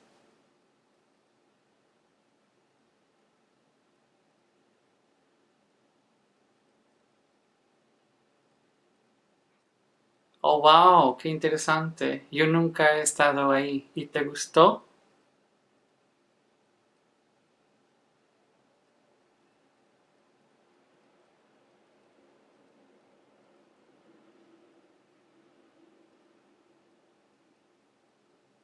¿Y prefieres el clima frío o caliente?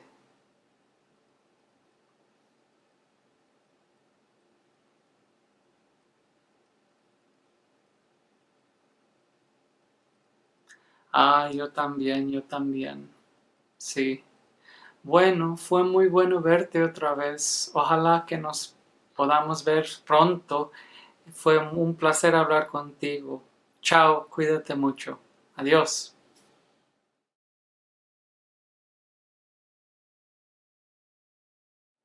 Alright, so let's talk about this first simulated conversation prompt.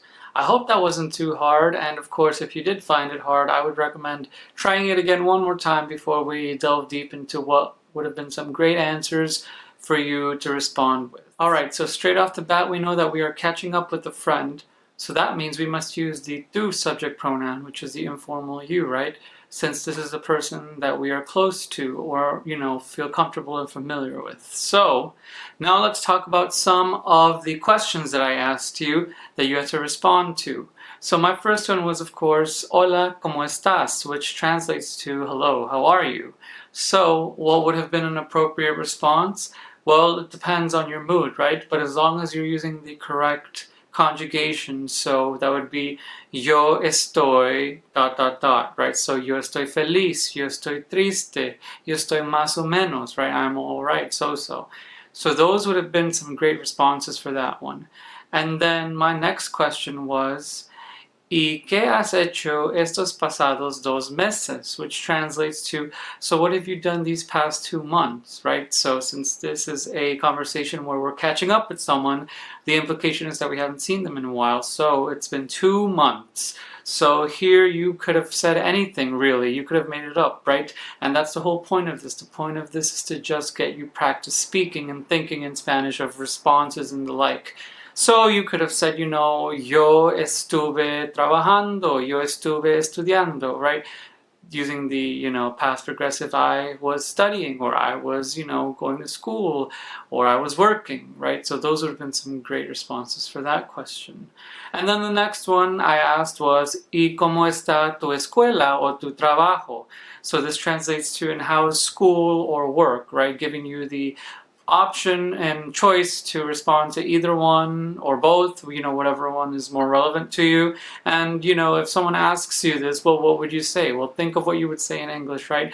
Oh, mi escuela está bien. Oh, mi trabajo está bien, right? My school is good. Work is good. Those two, would be great responses. And then I asked, ¿Y cómo está tu familia? Which translates to, how is your family?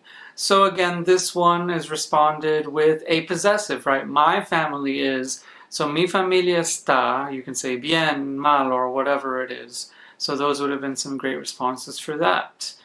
And then we have, ¿Y tienes planes para este verano? Which translates to, do you have any summer plans? Any plans for this summer? And so again, you can respond here with the yo, right? Yo tengo, I have, dot, dot, dot. Yo tengo muchos planes. I have a lot of plans. Yo tengo pocos planes. I have a little bit of plans. Yo no tengo planes. I don't have plans, right? And of course, you're always welcome to restate the question as you're responding to these. That's also something I need to mention, that you're perfectly okay with doing that. If you don't want to create a whole full unique response, you can always restate the question and then add on your answer afterwards. That's perfectly okay to do in Spanish as well. And then I asked, yo no sé dónde viajar, ¿tienes recomendaciones? Which translates to, I don't know where to travel, do you have any recommendations? And so, of course, this is also something you can just make up. Name any country that you know. You don't have to be overly specific. The whole point of this is to just get you saying anything. And so whatever is relevant here would be, yo recomiendo, I recommend, yo recomiendo visitar Mexico, yo recomiendo visitar Canadá, I recommend visiting Mexico, I recommend visiting Canada. Those would have been some great responses for that question.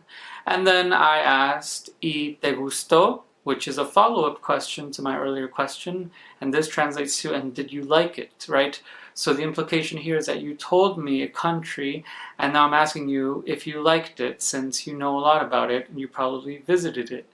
So, again, here you can say sí, porque, yes, because, or no, porque, no, because, and then you follow up with whatever your response is.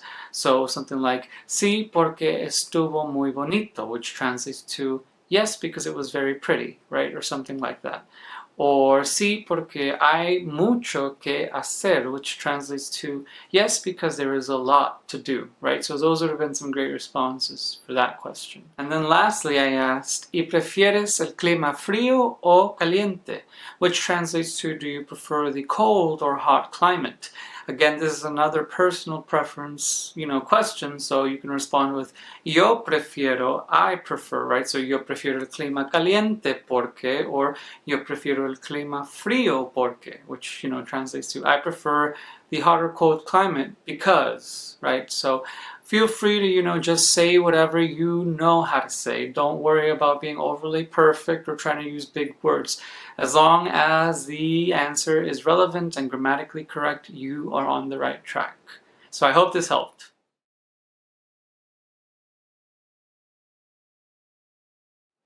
Simulated conversation prompt 2. Introducing yourself to a stranger. Hola, mi nombre es John. ¿Cuál es su nombre?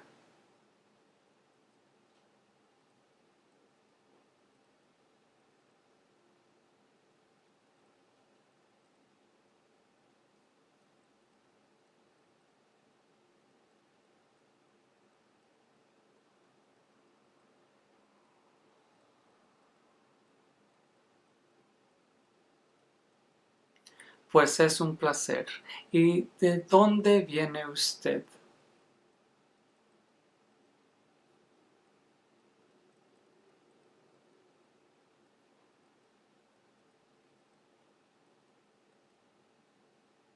Oh, qué bueno. Yo conozco ese lugar. ¿Y cuáles son sus intereses?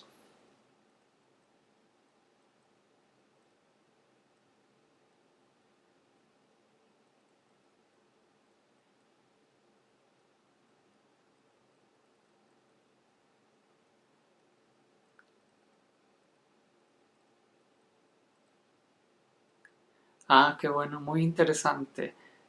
¿Quieres saber sobre mis intereses? Pues a mí me gusta dibujar, escuchar música, ese tipo de cosas y ver películas. ¿Y qué más le gusta hacer a usted?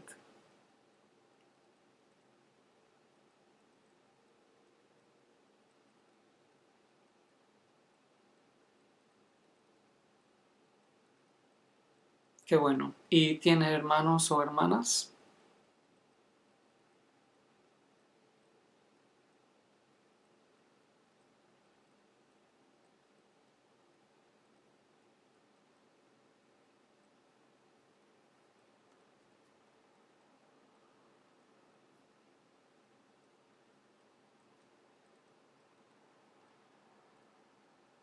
¿Y tiene usted una familia grande o pequeña?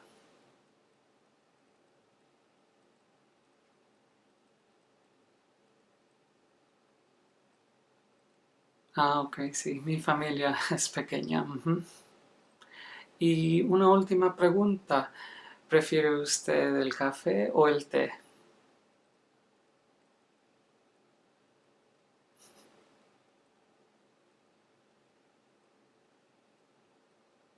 Bueno, fue un placer conocerlo hoy día. Hasta luego.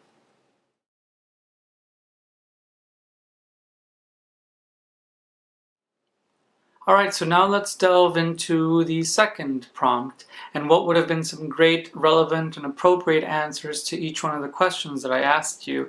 In this prompt, we are introducing ourselves to a stranger, so this is much like the other one in which you will be using the yo and, very personal vocabulary from your bank, right? So just know that these two are very similar in that way.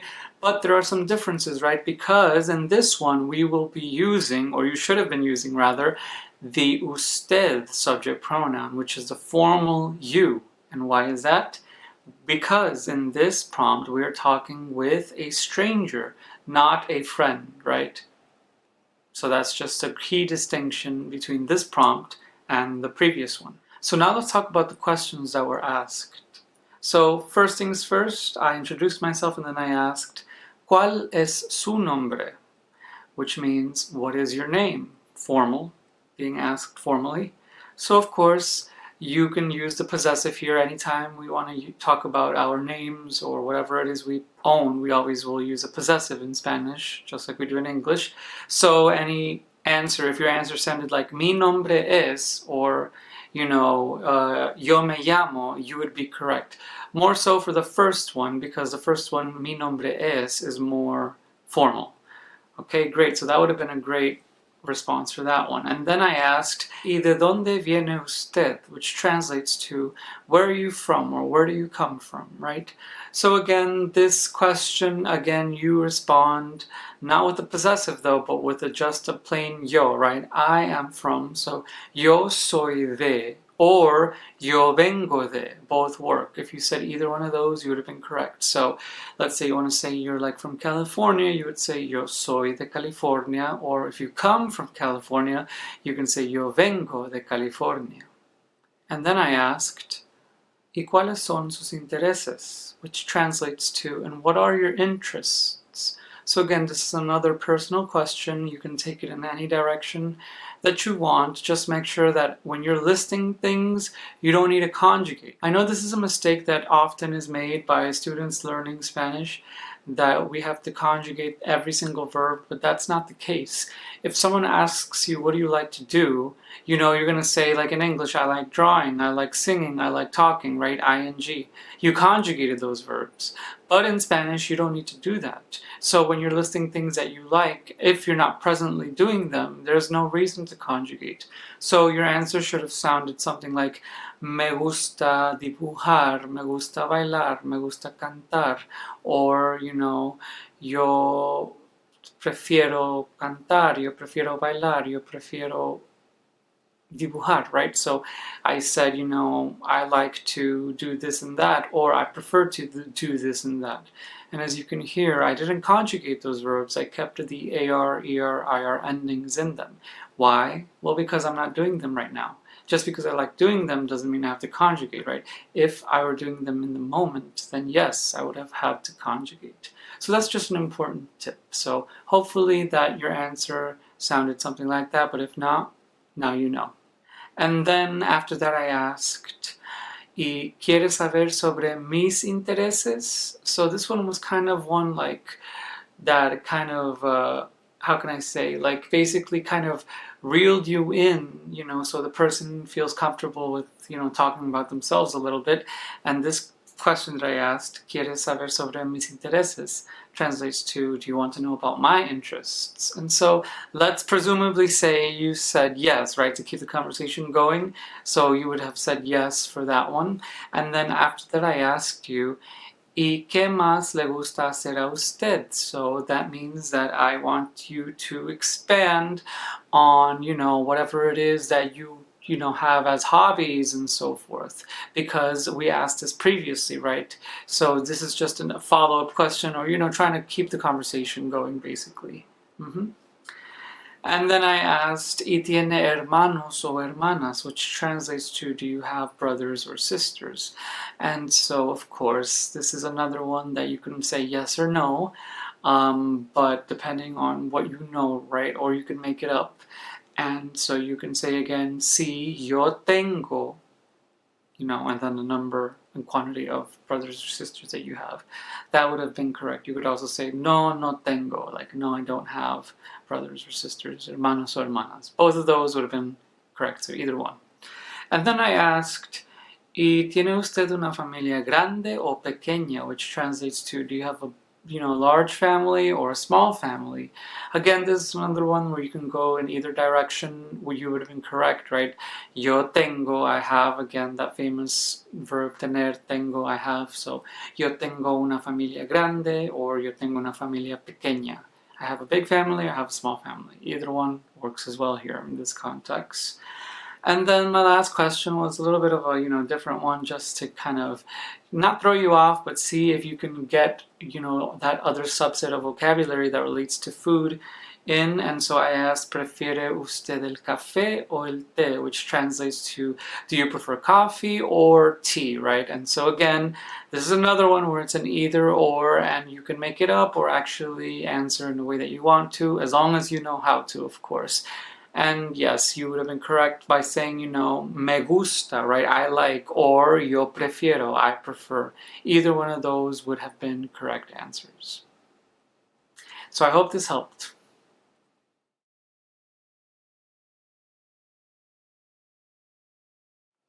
Role play 3, ordering at a restaurant.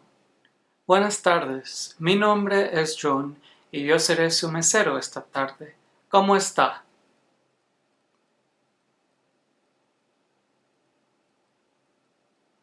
Me alegra mucho escuchar eso. Bueno, primero vamos a comenzar con hablar sobre las bebidas. ¿Qué quisiera beber esta tarde usted?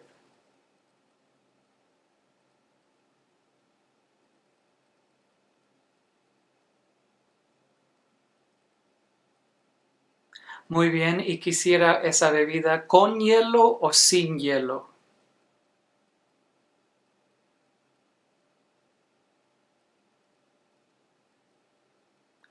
Muy bien, ya que acabamos de hablar sobre las bebidas, es hora de hablar sobre las comidas.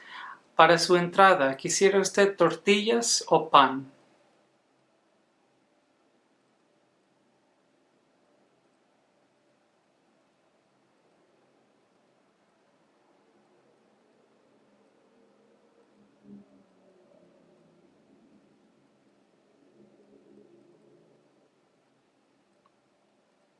Y para su curso principal, ¿quisiera usted pollo o puerco?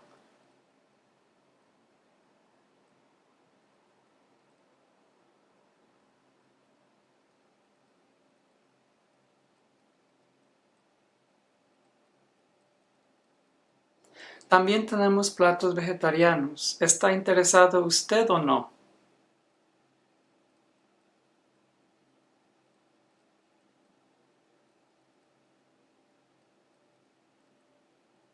Muy bien, y ahora hablamos del postre. ¿Está usted interesado en un postre o no?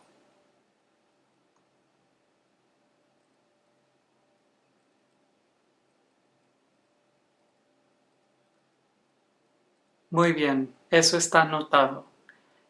¿Tiene otras preguntas o alergias o algo que debería yo saber sobre cómo usted come o lo que usted prefiere?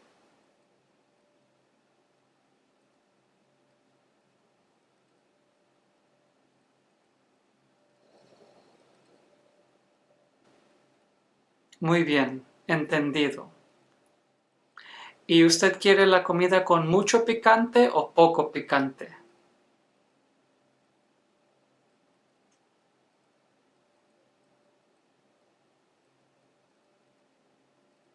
Ok, muy bien. Eso es todo, ¿verdad? Perfecto. Entonces usted pagará y me pedirá para el cheque cuando esté listo, ¿verdad? Muy bien. Gracias.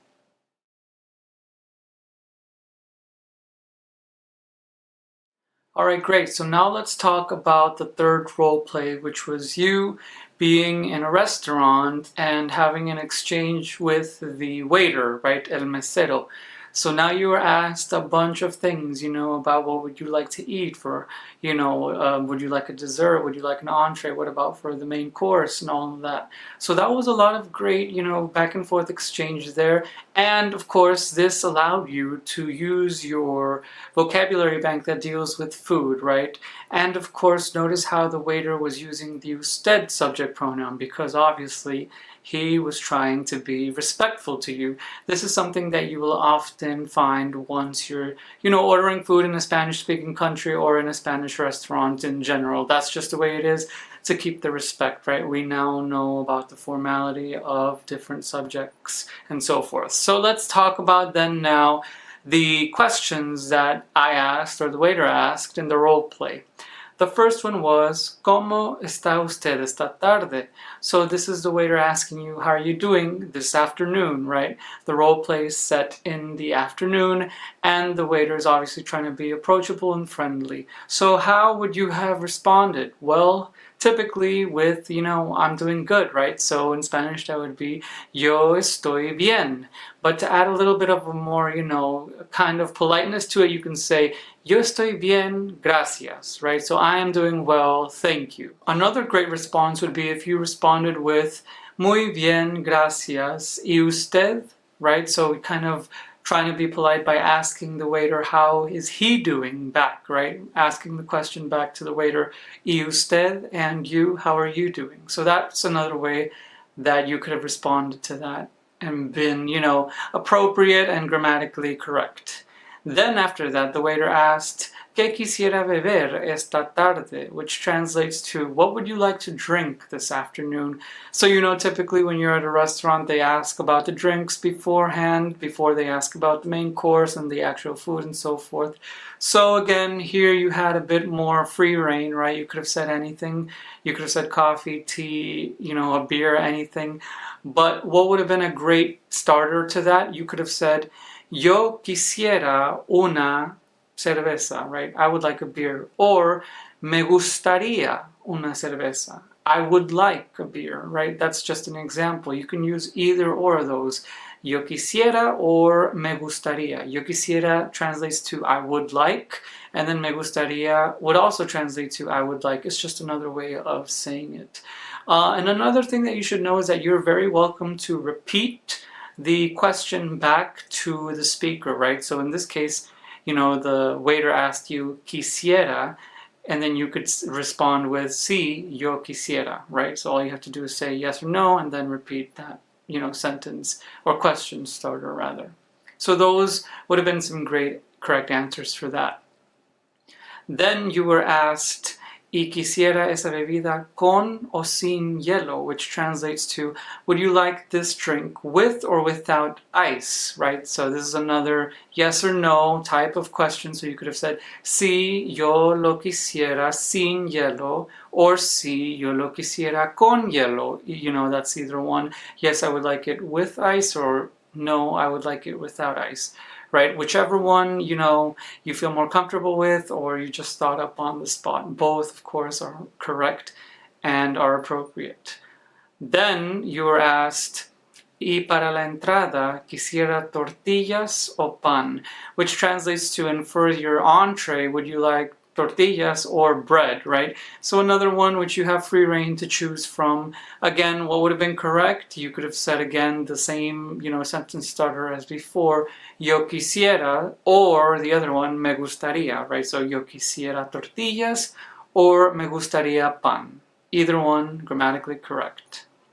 And then you were asked, y para su curso principal, quisiera pollo o puerco? So this translates to, and for your main course, would you prefer or would you like chicken or pork? Again, another one that is completely dependent on you, but of course, since in this question you're only given those two options, you should stick with that for the time being, right? So what would have been great responses for this question? Well, you could use those two sentence starters, right? Either yo quisiera or me gustaría, and then you just fill the rest of the sentence up with your response. So you can say yo quisiera pollo or me gustaría puerco, whichever one works. And then you are asked, también tenemos platos vegetarianos. ¿Está interesado o no? Which translates to, we also have vegetarian meals. Are you interested or not?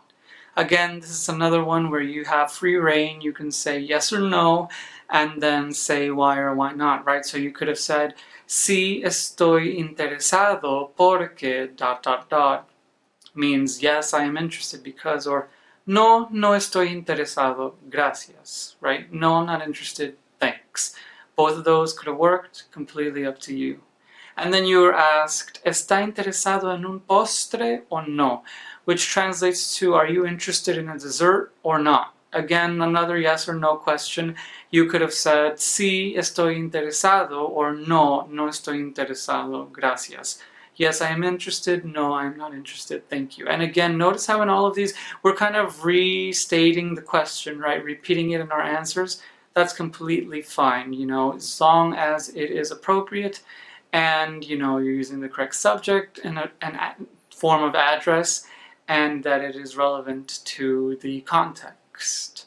And then you were asked by the waiter, ¿tiene preguntas, alergias o algo que debería saber sobre lo que come o prefiere? So this one was a bit of a long one, right? But it's great vocabulary here. This question translates to, do you have any questions, allergies, or something that I should know about what you or how you eat or what you prefer? And so, of course, this is something that is asked a lot, right, in restaurants. Do you have any allergies? Do you have any preferences and so forth? Like, do you want, like a bunch of utensils, or do you want napkins and so forth? And all of that type of stuff is covered in this question.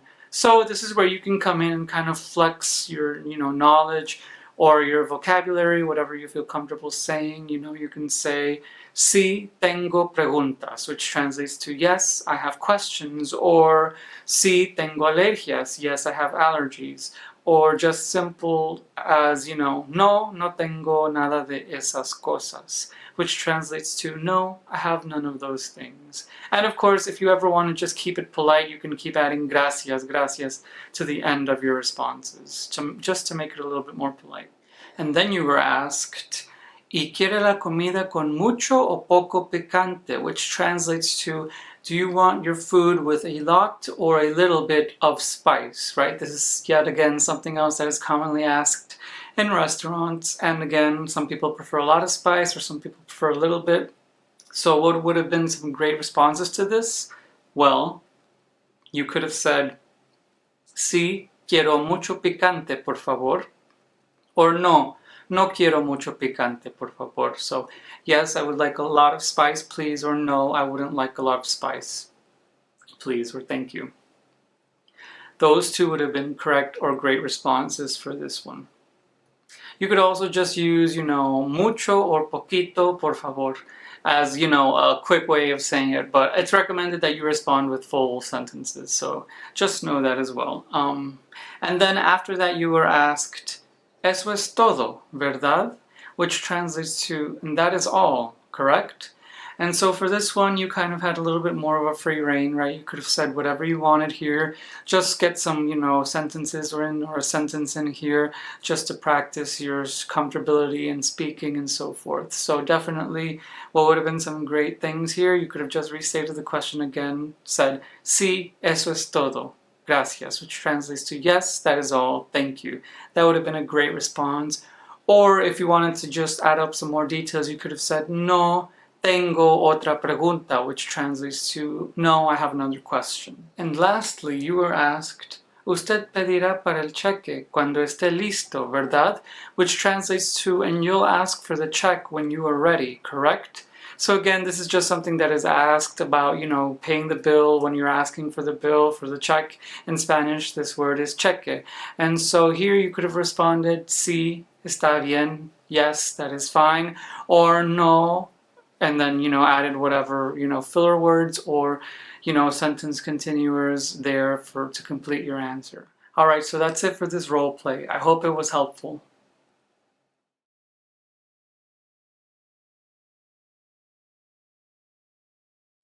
Welcome to the thank you and congratulations video for this course. Before I begin, I would just like to say that I'll be reading this thank you and congratulations both in English and in Spanish, and that a transcription will be attached to this video so you can follow along and read in Spanish as I'm speaking.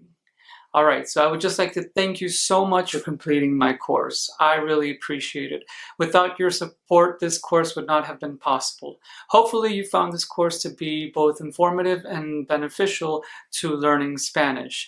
With what you have learned in this course, you have now established a solid foundation in Spanish to be able to speak, write, listen, and even read in the language.